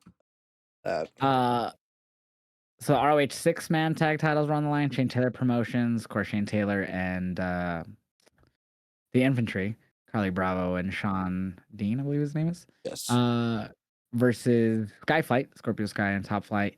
They had some really good spots in this match. Nothing really too crazy. Trisha Adora was trying to help out with Skyflight, and Layla Gray and her ended up battling in the Yes, I ring remember because they that. kept, Yep. but Carly Bravo and Sean Dean, man, they are super underrated. They were They killing it in this are. fucking match. They are so good.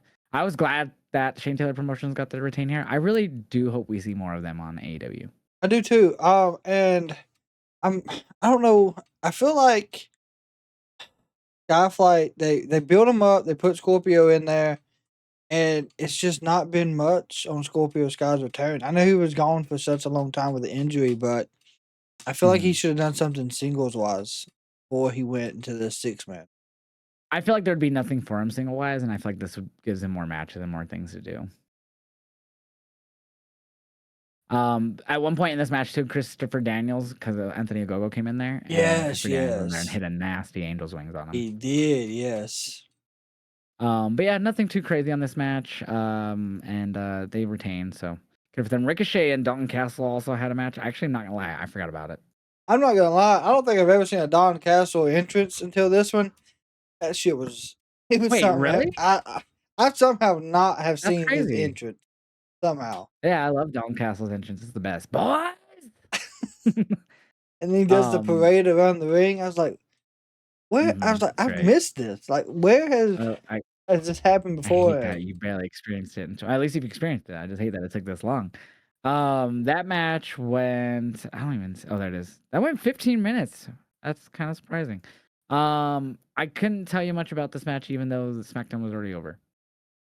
I know Ricochet took out one of the boys on the The outside. boys, Yeah.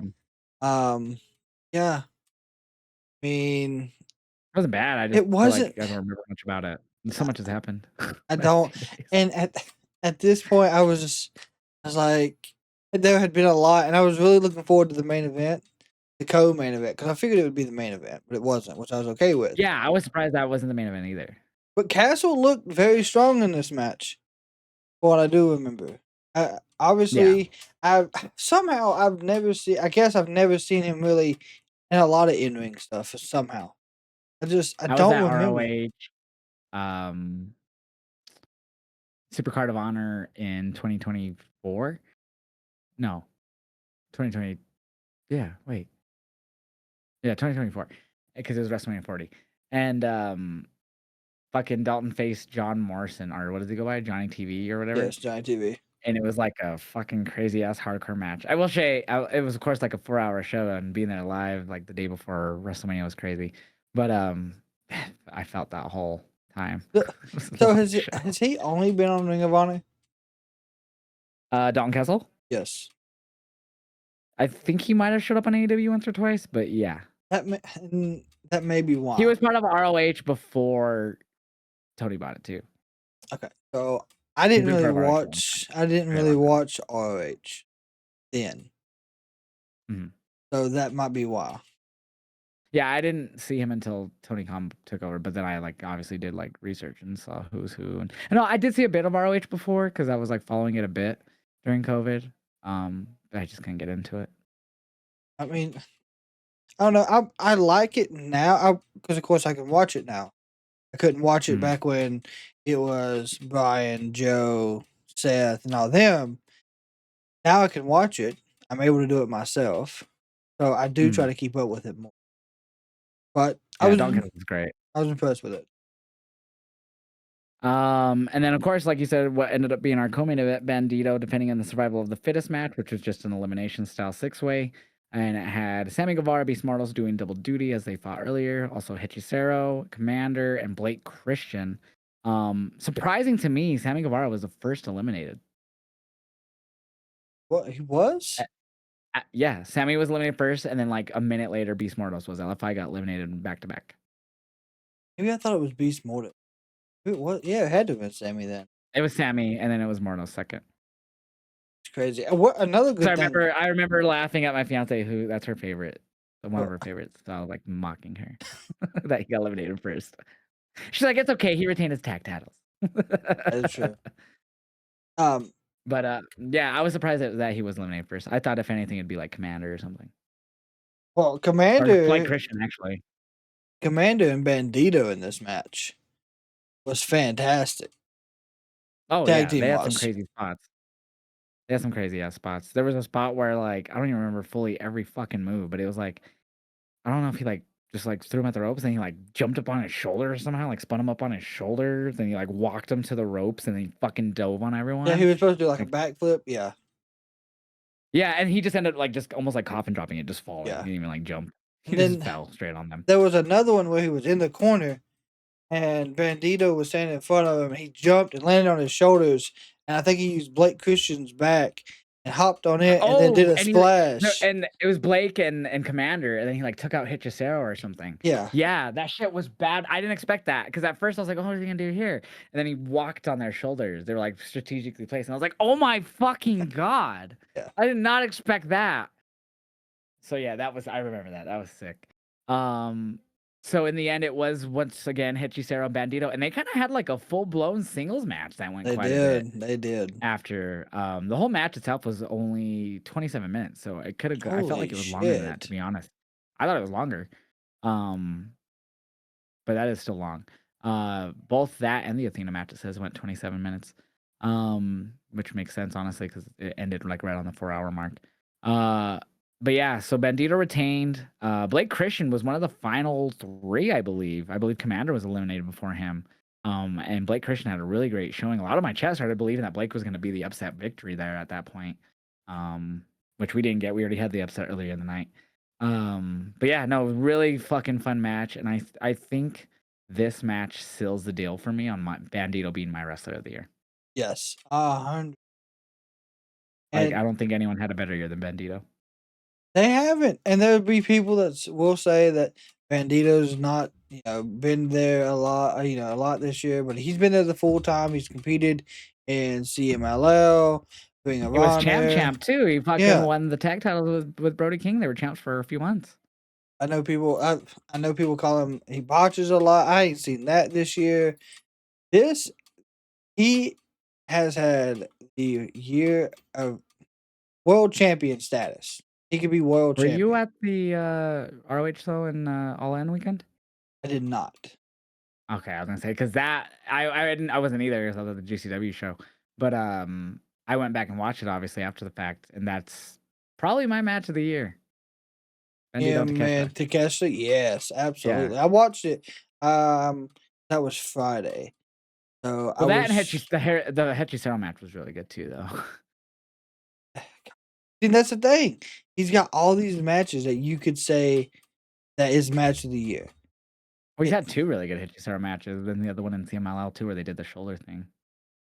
he popped his shoulder at a place they called the match, and they even played Mhm. back to this in this match Oh because yeah, then he went after his shoulder. Yeah. yeah, and he was like, "Oh, my shoulder." Even got Doc over there, and Hector was Mhm. like, "No, we're not doing this again."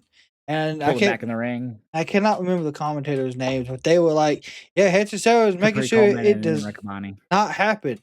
And, he's already he won, but didn't win the title because of this in CMLL. He's making sure that doesn't happen again. You know what's So, funny about that when you say that? Because last night, obviously, I watched UFC, and one of the co-main events, the injury, the guy yeah, lost the title because of his injury. So that's funny. In wrestling, they don't do they don't in that. wrestling, but in UFC they do. But yeah. So anyways, I have him as wrestler of the year, and he has match of the year for in my book for sure. There's no way he don't. And then the main event, Athena and Persephone, solid match. I did think it went too long when I was watching it. I was like, okay, this has gone on a bit. I guess they want to hit the 4 hour window. Um, But Persephone is really, really, really good in the ring from CMLL. This is like my third or fourth time seeing her. Diamante was ringside. I didn't know she was a minion now. I didn't either. And she tried to help out a bit, but she didn't play a role in the finish, thankfully. Because Athena ended up winning clean anyways. And of course, we saw Billy and come out and all that and celebrate with her. Does who the fuck dethrones Athena? I know she's like 1,100 days into this reign right now, but I don't know. Was there she anyone? defeated Billy twice. Who was it that came over from New Japan got injured? Oh, not Why? New Japan, Stardom. Stardom, yeah. Surrey. That's who I think beat you. I thought she had Not you, Siri. Fuck off. but yeah, I think she's the one that takes the title off of her. That would make sense for sure. But it's really good ROH show. I think it was probably the show of the weekend, wrestling wise. It was. And then I would say Deadline's right behind it. But I mean, Definitely, definitely. it's just I don't know. The weekly shows, I still enjoy them, but I feel like we've been in a dull, and like we're getting out of it. We are. Things are happening that we're not expecting to happen, which is giving more excitement. I think you can tell we're Mhm. at the end of the year. They're trying to coast through the holidays, and we're gonna see it change in a few weeks. So we had Dynamite and Collision. We'll go through the Dynamite first because obviously we watched that. Um, so one thing I want to bring up is Mm. obviously we have Samoa Joe and Eddie Kingston this Wednesday on Winter's coming. When it was coming, yeah. I really can't buy Eddie getting a title shot right now. It does not make sense. I don't. Mm-mm. I don't know where it made sense in the backstage. I don't know because Eddie wasn't in the match. Hangman and He just Joe, returned from injury too and hasn't been doing he much. he had no role in stopping what happened. If anything, he should be having a damn hardcore match with Hook. Yeah.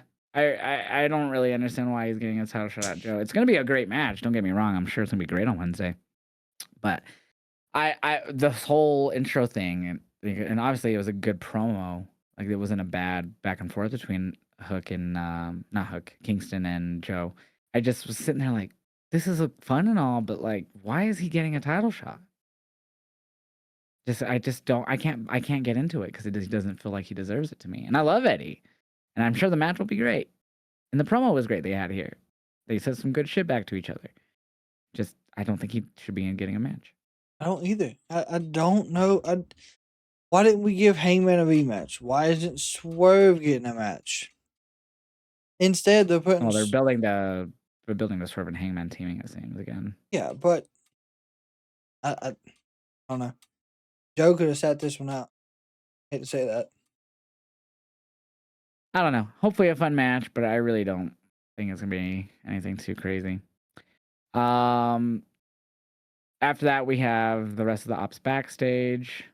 They cut a promo. Hook says Samoa Joe's gonna finish Kingston, and Powerhouse Hobbs says that they have business to do tonight, and they're gonna sprinkle a little holiday cheer around. So they're facing the Dark Order, which was kind of random, but hey, I love the Dark Order. Yes. Actually, it says the Dark Order impressed them on ROH TV, is what they said. So that's why they got the shot against the Ops there. And if they beat them, they get a trios title match. But it led to something cool. So we saw the Dark Order backstage before their match a little bit later on. And of course, they had unfinished story with Hangman, and Hangman starts walking by and he has a chain around his neck. And of course, they're facing the Ops, who he has an issue with. So immediately they stop him. They're like, hey, take care of your business, but don't do it at our expense and cost us this match. Yep. And Hangman's like, you know what? You deserve that. You're right. I owe you that much. Yeah, I And I was like that. Thank God. Keep Hangman And he out didn't of kept it. his word. Yeah. Kept his word. He didn't come out till after the match was over. Dark Order got their ass beat. Yeah. I don't They know. got their ass kicked. The Dark Order's been doing a lot of Ring of Honor stuff for the last several Mhm. years. I don't know how much longer they keep that group together. I don't think they'll end it because of Brody. That is true. That'll probably yeah. If anything, they should just start rebuilding it at this point. Because isn't it only the 3 right now?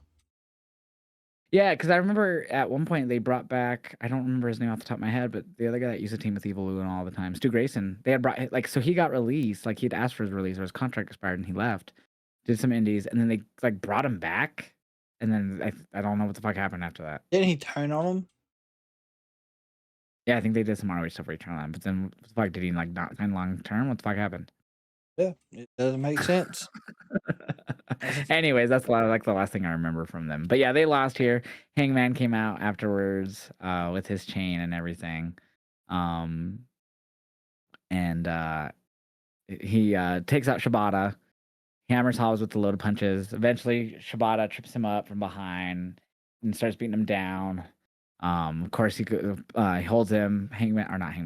Hobbs goes to hit him, but Paige ducks, so he hits Shibata. Then he hits Will in the head with the beer bottle, which I thought was funny. I was like, where the fuck did an empty beer bottle come from?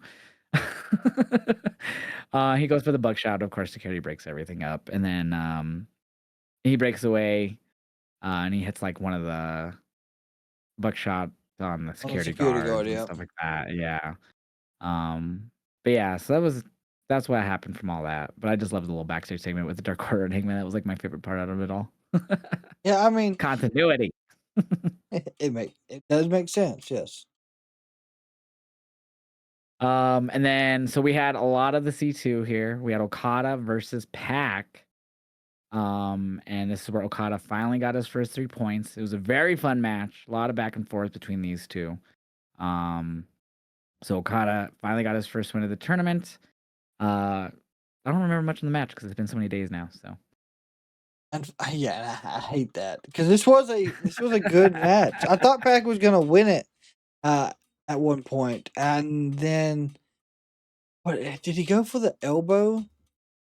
I think Pac would what put I a see move here on it the says top rope. we came back from commercial. Pac is struggling to get to the apron. He gets a big front kick and then a slingshot and then an ace crusher. Almost doesn't make it, but Okada down at all the same.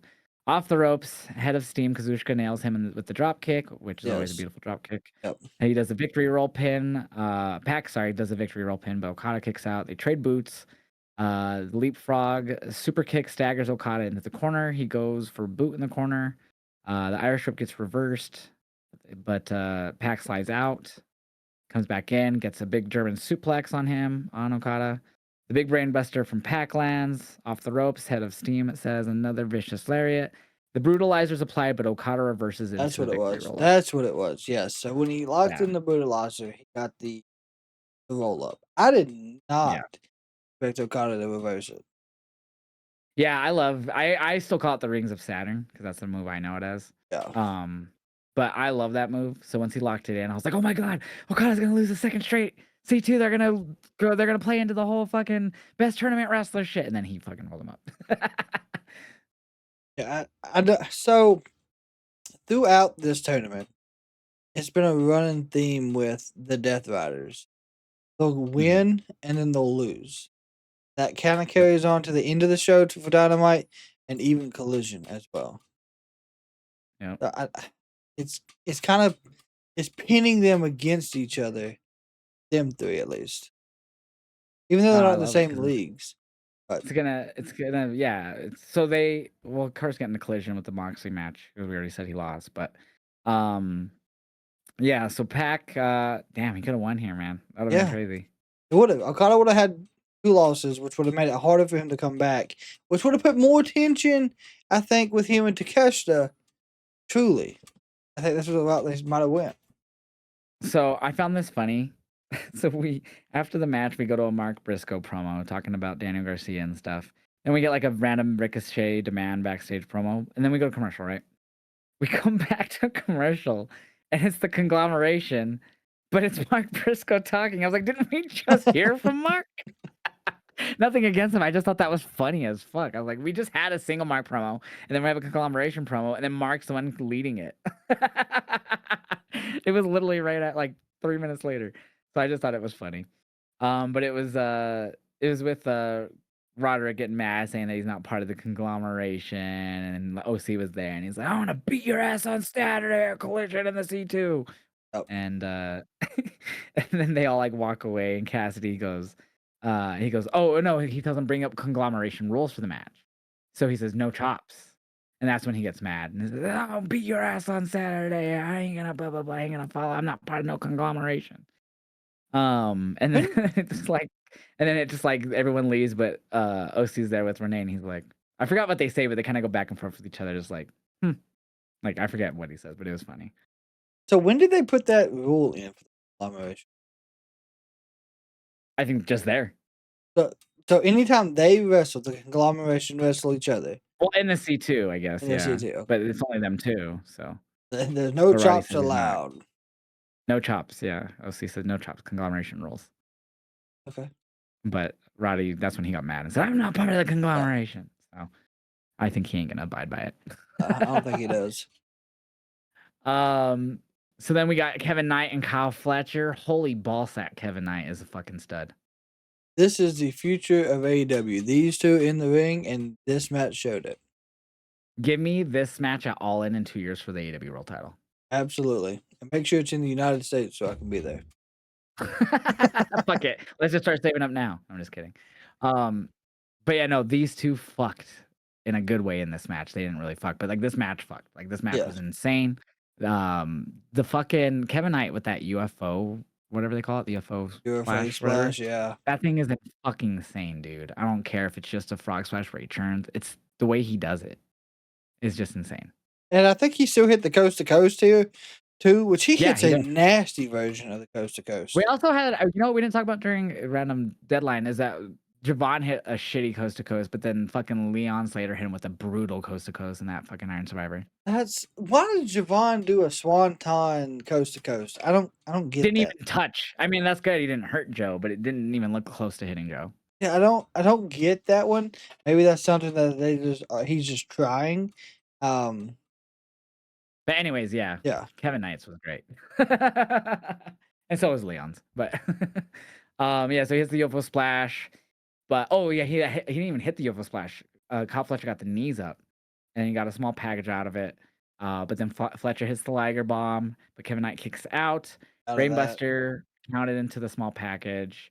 Um, but then Kyle hits the boot, charging the corner, gets him up, hits him with the brainbuster, and gets his 3 points. Yeah, and so I think he actually reversed the first brainbuster. So it was the knees up, power Liger bomb, picks him up for brainbuster. Kevin Knight did a roll up, kick out, and that's Oh, yeah, when the boot. brainbuster counted in a small package, and then Kyle gets out, kicks him with the boot into the brainbuster, yeah.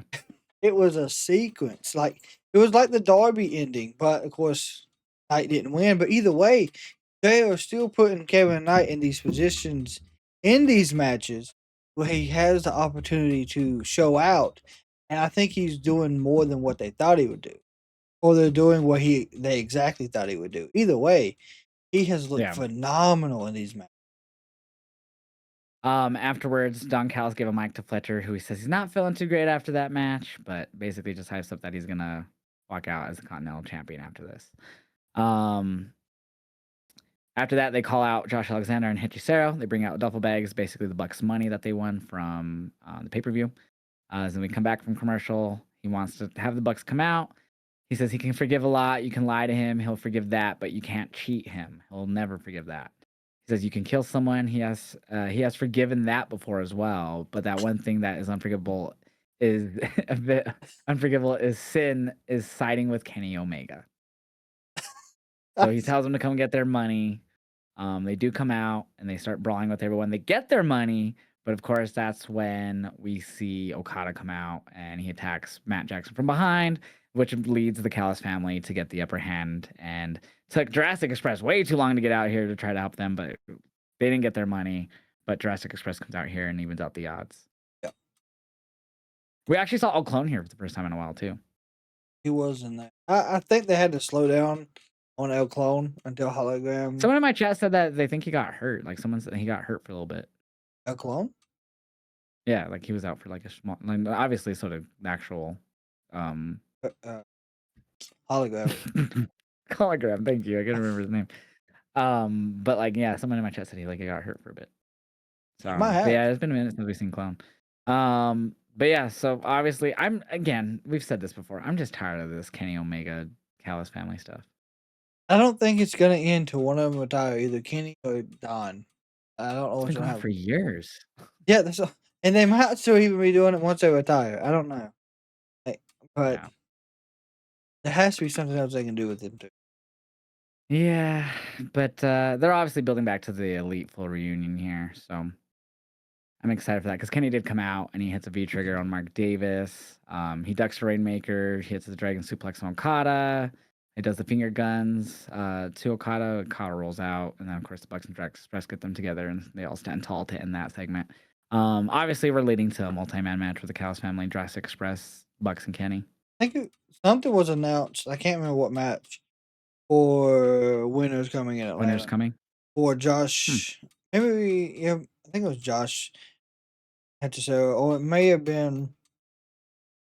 I can't remember who was announced. I know Let's see if I Hangman. can find it here.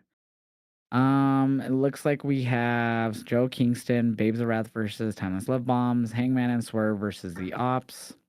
And then on Collision, which is also winners coming, Swerve versus Alexander, Chris Statlander versus Jamie. I'm sorry, Chris and Jamie versus Sister of Sin, and then Mark Briscoe versus GG. So nothing with them Nothing. yet. Maybe not then. At least according to the wiki. The wiki page doesn't have it up yet. It might have been the Josh Alexander and Swerve thing, which is absolutely odd as well. But That one makes more sense than anything because the Callis family is technically the ones who took out Nana and Swerve after his match because it was Wardlow, but he got immediately injured. that finally makes sense. Yeah. So after that, we went right into Marina Shafir and Megan Bayne versus the Timeless Love Bombs, but this was a hardcore holiday death match or a holiday hardcore death match, however you want to announce that. But this was in the tournament, and this match was fucking brutal. It was. I think Marina took a bottle to the head. She did, yeah. She Which took a glass was bottle, the champagne bottle to the head. I mean, Yep, that busted her open. Was that candy cane? Was it wrapped in barbed wire, or was it's it? wrapped in barbed wire that Mina was using, yeah, Yeah, at the beginning. that was crazy. I couldn't tell if it was or not. I think they kind of trimmed the barbs on it though, because it just looked like lights at first. just wire. I thought I was like, okay. I mean, maybe they didn't want to really hurt anybody too bad in this match, but still have the wire there to give it the effect. Um, fucking Marina used a frying pan at one point on Mina. Good. Yeah. And she got her in the mother's milk right after that. I like that finisher too. I mean, it's just like a sleeper, but reverse. But I like the way it's called because she's obviously has them in her chest, so it's mother's milk because Mother's it looks like she's milk. breastfeeding. That shit's hilarious. Um, but yeah, they used fucking a lot of different weapons in this match. I don't remember. Was it only Marina and Megan that got busted open here? I Yes. don't think What I remember. Tony and yeah. Oh, that's right. After she used a pull cue too as well, and she jammed it. Or no, she used the pull cue and then she jammed broken glass into Marina Shafir's face over and over. Tony did. But yeah, this is a crazy match. We saw the return. Actually, I should say we saw Santa Claus get Old involved. I should Santa say showed first. up, my God. Santa showed up, but it wasn't Santa. It was Luther. We haven't seen Luther since what? All All in. In. Yeah, he took a Yeah. bump and When got hurt. yeah, that's right, actually. And so he came back and he gave, what'd he give Tony? I don't even remember what he gave her. He gave her the heel shoe. Oh, the shoe, that's right. And that's what she used to get the win, the heel Then, shot then he gave a to Marina. surprise middle finger to, I think, Megan Bain, which then led to a Storm Zero, I think, while Marina had Mina in some hold, I think. Something like that, Yeah, yeah. it was But, yeah, Storm Zero because Marina had Mina in the mother's milk again for the second time. oh, so he had the box, so it was a gift, and then Marina tried to open it, but that's when he flipped the bird. Yeah. And then that's when they got out of control. Yeah, so Timeless Love Bomb. So it's two face teams. I really thought we would see, what are they called? The Mega Problems. Oh my God, Rashid Rice just got dropped. He's just got up. I don't know how, dude. He looked dead for a second. Holy shit. Anyways, that was a nasty hit, dude. So yeah, I really thought we'd be getting a heel versus a face team here, but we're getting two faces to close out the tournament on, was it Wednesday? Yes. I'm honestly hoping they do not, and I don't mean this in a bad way, but I'm hoping they don't put the tag titles on Tony. That would be I want it on Willow and Harley. so I'm glad I'm not the only one. But I feel Yeah. like that's the best option. I mean, not the best option. Either option, I guess, will work I because it'll be wouldn't the hate if they first. put it on Tony and Mina because Tony had the long ass women's title reign or multiple women's title reigns. So get it. She has a lot of prestige and in AEW behind her name with the title reigns. But yeah, I'd rather Willow and Harley here for sure. Or it'd be the first women's tag team champions. Have it to people who are more part of the first set of women in AEW Kind that's of. left Willow in the didn't till tournament. I mean, 2022. but yes, but there's still Sisters of Sin would have been the best way to go. They would have been them or Ty J would have been ideal. But if we're gonna do like originals, I guess you could do it with. I was more befuddled by the Mega Problems or whatever they're called defeating Ty J.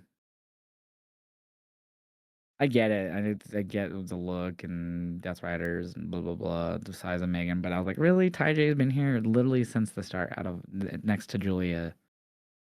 Like really?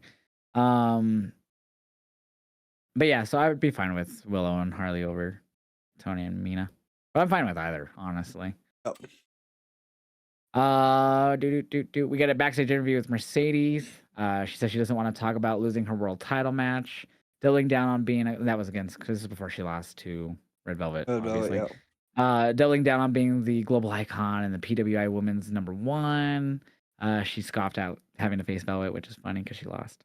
And then we also had an FTR promo that I don't remember. Stokely says that tonight is the best night of his life because FTR are the tag champs, but he has to address something that happened on Collision. The Bang Bang Gang interrupt and say they want to be champions in honor of their injured stablemates. Damn, I do not remember this. So which Stokely scoffs at. Yes, I don't know if you have the whole promo there on your side. I don't think so. It just says Cash Wheeler talks trash and says they're gonna be is Billy's boy and Mr. Storm. God Almighty, yes, that got a huge pop, at least for me, because the way he delivered I remember it. this. He said that all you're gonna be known for is being Billy's boy and Mr. Storm. And I was like, holy shit. Like, I don't know why it just, well, I guess it was the way he delivered it. Yeah, But I can't believe I didn't fucking remember this. FTR as heels has been great. And it's always has been. But their promo stuff, I swear, has never gotten old. We already talked Dark Order and the ops and the whole beatdown afterwards. Um, and after that ops and Dark Order match, we have an interview with Don Callis, Okada, and Fletcher. Callis is tired of the negative questions towards him and the Callis family. Okada starts blaming Takeshita for letting them down again. Don says Konosuke is in heavy training, but Takeshita rolls up and he says, "Actually, I'm here." And Callis tries to pave it over by saying that these three killers, there's no way that they'll lose the Continental Classic, the Callis fam. Then he's asked why all of Okada's titles aren't on the line. So this is where they try to explain the whole justification. And remember I bitched about this? So they try to explain, well, see, one leg of the unified title is the Continental title, and the other leg is the International title, and we blah, blah, blah, blah. And I was like, so then why is there a unified title if they're still separate? If they're separate legs, why is there a unified title? Because they just that still doesn't make any sense. They wanted to give us part 3 of Kenny and Okada. Figured they could just put a title on it and we're okay with it. So fucking stupid, dude. So yeah, so they try to, like, he was like, for all the dummies who don't get it, they try to like fucking school people like me who are fucking shitting on this segment, on this reason they're doing this. And it just made me question it even more. I'm like, so then it's not even a unified title. Because you're saying they're two separate things. That's not a unified title. I know. Trust me. I felt the same way. And he still comes out wearing the international title. Which, fine, I get it. You dropped it so you don't fucking, because you're not going to win. I get it. Cool. Thanks for telling us the story beforehand, Tony. Appreciate it. We know it's going to be someone that's not Okada. Thanks. Yep. Yeah, exactly. No point in having the unified title. Just fucking act like it never existed. Thanks for the worst Kenny Okada match ever, even though I was there live and shouting for Kenny the whole time. Yep. It wasn't even terrible. It's just out of their whole series, it's not their best one. Not even close. I remember when seeing Don Callis get involved, I said, that's not supposed to fucking happen. I hated it because Ibushi was there, too. Yeah, and Ibushi did nothing. And Ibushi, he tried, but he didn't do enough. So annoying. Good. It was fun. I'm glad I had fun. I was yelling Kenny the whole time. It was stupid. I'm just salty he lost, really. But no, the unified title is dumb though. Now, like, that made no sense. So we come back from commercial after that. We see Hangman Page. He says he's fought for 3 years to get that world title back, and it's all gone for Hook. And I was like, thank you. That's exactly how I felt.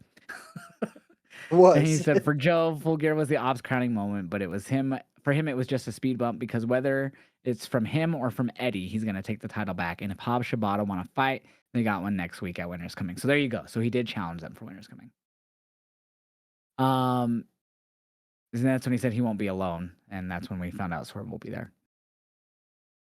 Afterwards, this was cool. So we were going into the main event, which was Moxley Claudio in the Continental Classic, and they had Renee kind of like almost like in a I don't know, it's just like a field reporter, I guess. And she was just in the crowd during Moxley's entrance, which was really cool. I actually really liked it. Just talking about how earlier in the day and the interview and then his mindset and that. And also I like during the entrances here that Moxley only had Marina that came out with him. And obviously she left because of C2. And then with Claudio, when he came out through the crowd, the rest of the Death Riders were with him and they knocked him up and then left, you know? Yep. So I love the little story of like, it was, they're all kind of siding with Claudio right now after all the shit going on with Mox, except for Marina, who's obviously every time that we've seen Mox lose, she looks like she's in tears. She is. And that was what happened at Dynamite too. But talking about that Renee part, I'm thinking, and of course I think it's just for this one, but this could be something they do, and I would actually be okay with. But use Renee interviewing heels and have someone else doing the faces, not interviewing, but like doing like how when they're coming out. Yeah, but to me it was like, when we're watching football and it's after halftime. Yeah, I talked to the coach, after the halftime break, and that's what it felt like. It honestly felt like it. I was like, this is something they could do, and I'd be okay with. So Moxley and Claudio had a great match against each other. Very stiff, hard hitting. Moxley was busted the fuck open during this match, if I'm not mistaken. Was Um, and at the end, they had a crazy sequence. There was a sleeper hold locked in. Claudio fought out of it and dropped Moxley to the floor on the outside. He falls out after him, charges in, uppercut bounces Moxley off the barricade. Moxley stumbles across. Moxley takes a seat on the seat, and that's when Claudio charges in with the double stomps with the chair, with him on the chair, that is, not with the chair. Uppercuts against the steel steps. Another charging uppercut, gets back inside. Lariat doesn't connect. The Tenru bomb. Moxley doesn't stay down. He kicks out. That's when Moxley's bloody face defiant. He shakes his head at Claudio. Forehead to forehead. Uppercut for elbow in the middle of the ring, back and forth. Mox finally hits with the boot to the midsection. Hits the death, or what is it called? The paradigm shift. Yep. But he's slow to pin, so Claudio's able to get to his feet and take over. Eventually, he sets up Mox towards the corner, runs at him with a nasty fucking uppercut that launches Mox down man. hard, brutally, and Mox stays down and he pins him 1, 2, 3. Yeah. So fucking brutal ending. And you Also love Brian's commentary. Brian, I think Brian's doing a lot of selling for this story. Yeah, I love the way he talked about Claudio or Moxley, that like when it was the Blackpool Combat Club, the reason Moxley was their leader is that no one could defeat him, and so they just followed the guy who they couldn't beat, and believed in him, and because they couldn't defeat him in a ring. Now Claudio, But now has. Claudio is the first one to do it. Yep. So they're going to start a lot of storytelling there from Daniel. They're going to start following Claudio. They already did. In the intro. In the intro, yes. Besides Marina. And then I think it's already started. I mean, and then after the match, they all came out there. I think all the Death Riders were there. And they checked on Mox and they patted him on the shoulder or whatever. And Claudio even tapped him on the chest. I just remember they were showing Claudio get close to him, and then it cut off on my end. I never saw any interaction after the match between those two. Yeah, that might have been in the ring after the pin. He might have tapped him on the chest or something. Yeah. Because when they were outside, when Mox was against the barricade, and Marina was sitting by him, staring at him, all crouched sad. down. And then we saw the rest of Death Riders come out, and Pac went up to him and touched him, and so did DG and Yuta. They came out patted him down, good shit. And they did the same to Claudio. And then as Claudio started walking up, is when it thanks for watching. I was like, oh, well, that sucks. I was hoping something there. And so they did that same shit for Collision. Like how they ended, they closed it up. I did see there was a backstage video. So Claudio, I didn't watch Collision. You said you saw the last bit of it. Yes. But I saw there was a video of Claudio and Moxley. Marina was having them doing sprints and then squats and shit after their match because they both lost on Collision. And it was just after they did that, Moxley cut a promo about how they're gonna come back over and take over the C2 or whatever the fuck he said. I don't even remember. But yeah. So how did it end then, Collision? Because I didn't watch. So Takeshita kind of Takeshita tweaked Moxley's ankle, which we've seen Moxley been having a little bit of ankle issues because of the Kyle O'Reilly matches. Mm-hmm. And on commentary, they pointed out that the injury has been there. We've known about it, but Claudio, out of respect, didn't focus on it in the match. Interesting. Okay. So didn't notice that.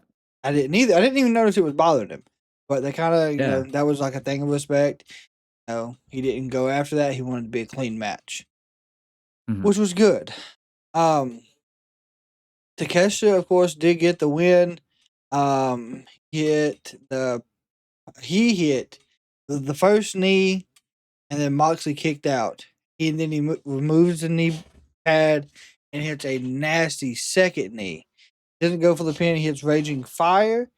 But Moxley hit a cutter before that. And so then that's when he gets the win. But you see all of the Death Riders come out. And they go to help Moxley get out of the ring because he's still favoring that ankle. And he kind of pushes them away in anger. Excuse me. And he just sits down again. And you see Marina again squatted down, upset. Because, of course, now all the Death Riders lost on Collision.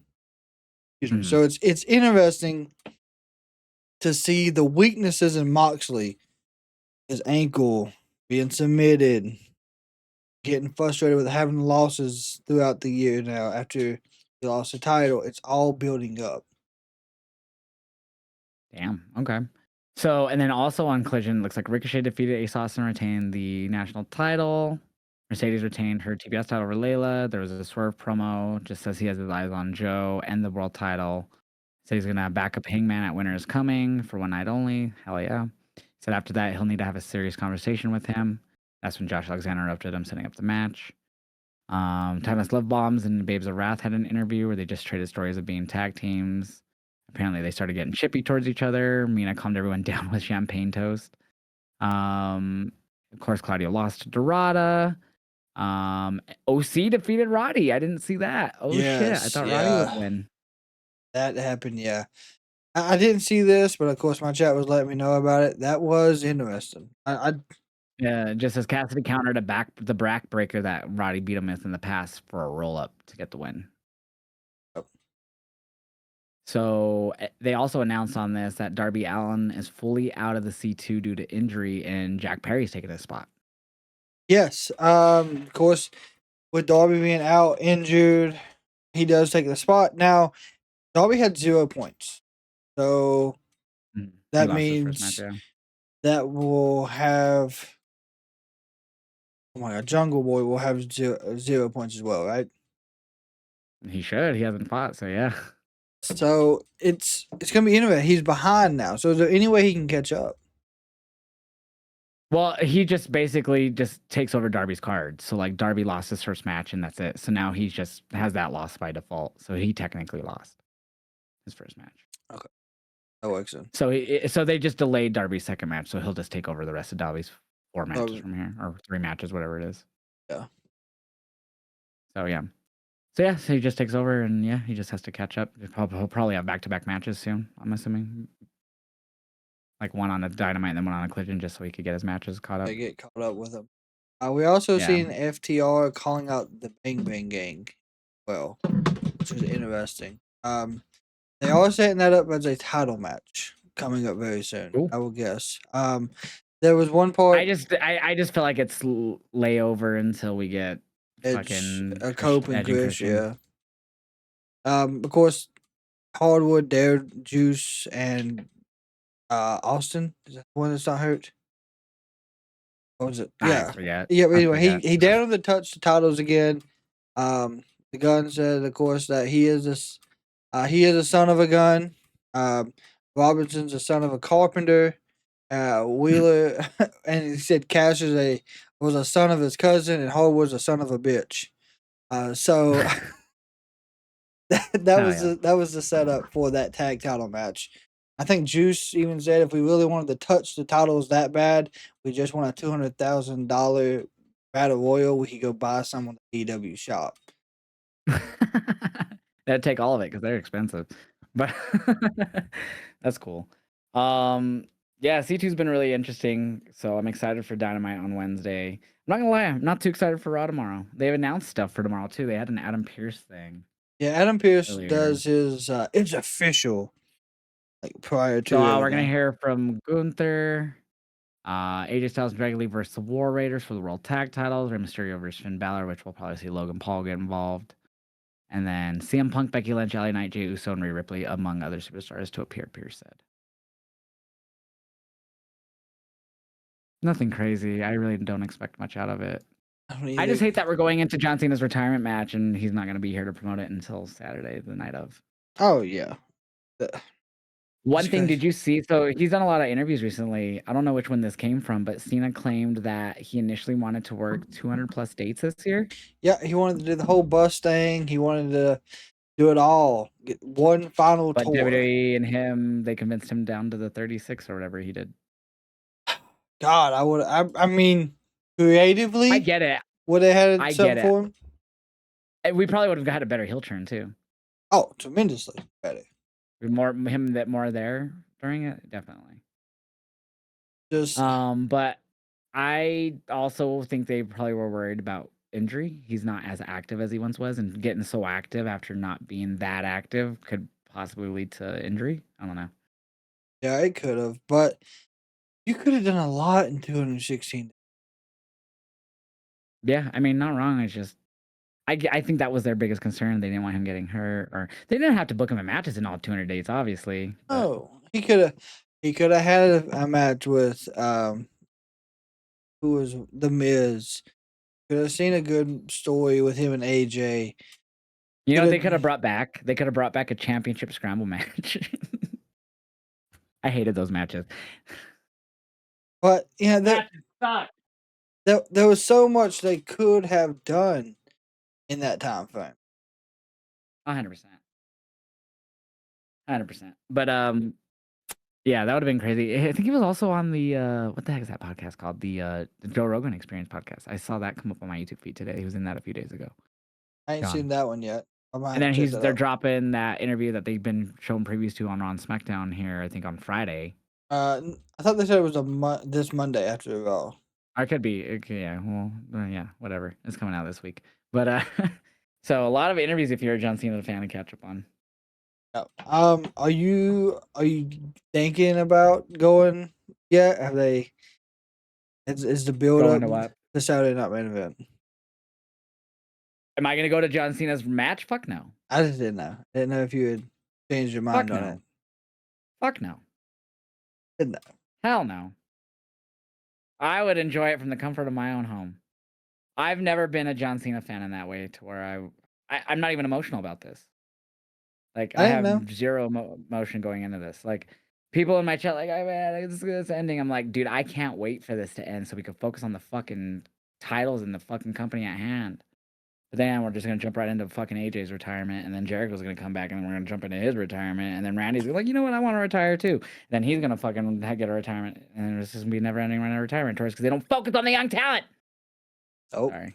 they don't. And I think John Cena even might have said it I in mean, an they do, but it's interview. very few and far in between. You know, like a lot of people. I think he said it, but Texans touchdown. Texans touchdown. Holy shit, It's only 17-10 gonna be now, or they're that's retired still by 7. good. Yeah. But yeah, we'll see what happens Monday. They had 2 weeks good of Raw, and then last week was kind of no. Last week was the second It's good okay. episode. Yeah, it So was good. we'll see if they can continue positive Monday Night Raws. But yet again, they got to build more of Saturday Night Main Event. Are we only gonna have 3 Yeah, matches? nah, they'll announce one more. It'll be 4 matches probably. John Cena will either open or close. Which one do you think? He ain't opening. He's I think closing so. for sure. Are they gonna give Yeah, him the? people are taking a Jimmy Kimmel interview of him saying that he goes to bed early and turning that into, oh, he's opening the show. But my thing of are they gonna cut him off like they did Goldberg? No, because it's not on NBC. It is not. It's on. Goldberg was on NBC. This is now just on Peacock. There's no time restriction. That's good. So There's no commercials either, just like there was for Goldberg. I didn't even go back and watch that one. We were in Texas, so now the only thing I seen was the Seth injury. That was it. yeah, I heard about that during when we were there at all, and I think Sarah's brother texted her that while we were there, and Yeah. she was like updating me more about it after we left the show. Yeah, I had no interest in. The only thing I cared about that weekend for WWE was Evolution. And that ended up being their best show of the That year. was a fantastic show. That was their best show of the year. Nothing has passed that, in my opinion, for them Not this yet. year. Nope, nothing. But Yeah. 2 hours. We knocked that out in 2 hours. I'm surprised. We talked about everything. I am surprised. I was expecting it to go a little longer. Me too, actually. But tell the people where they can find you outside the podcast, where they can watch you. Facebook, Instagram, Twitter, Twitch, TikTok, X. That's where you can find me for a reaction. And of course I do. I have a Etsy thing. Well, I'm wrestling style theme stuff for Christmas.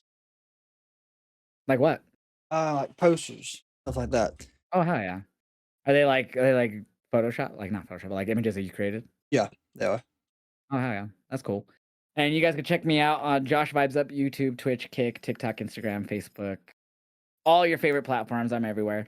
And we'll catch you guys Tuesday night. Talk about more Raw and NXT. Yeah, Tuesday. Yeah. All right. We'll catch you guys later. Bye.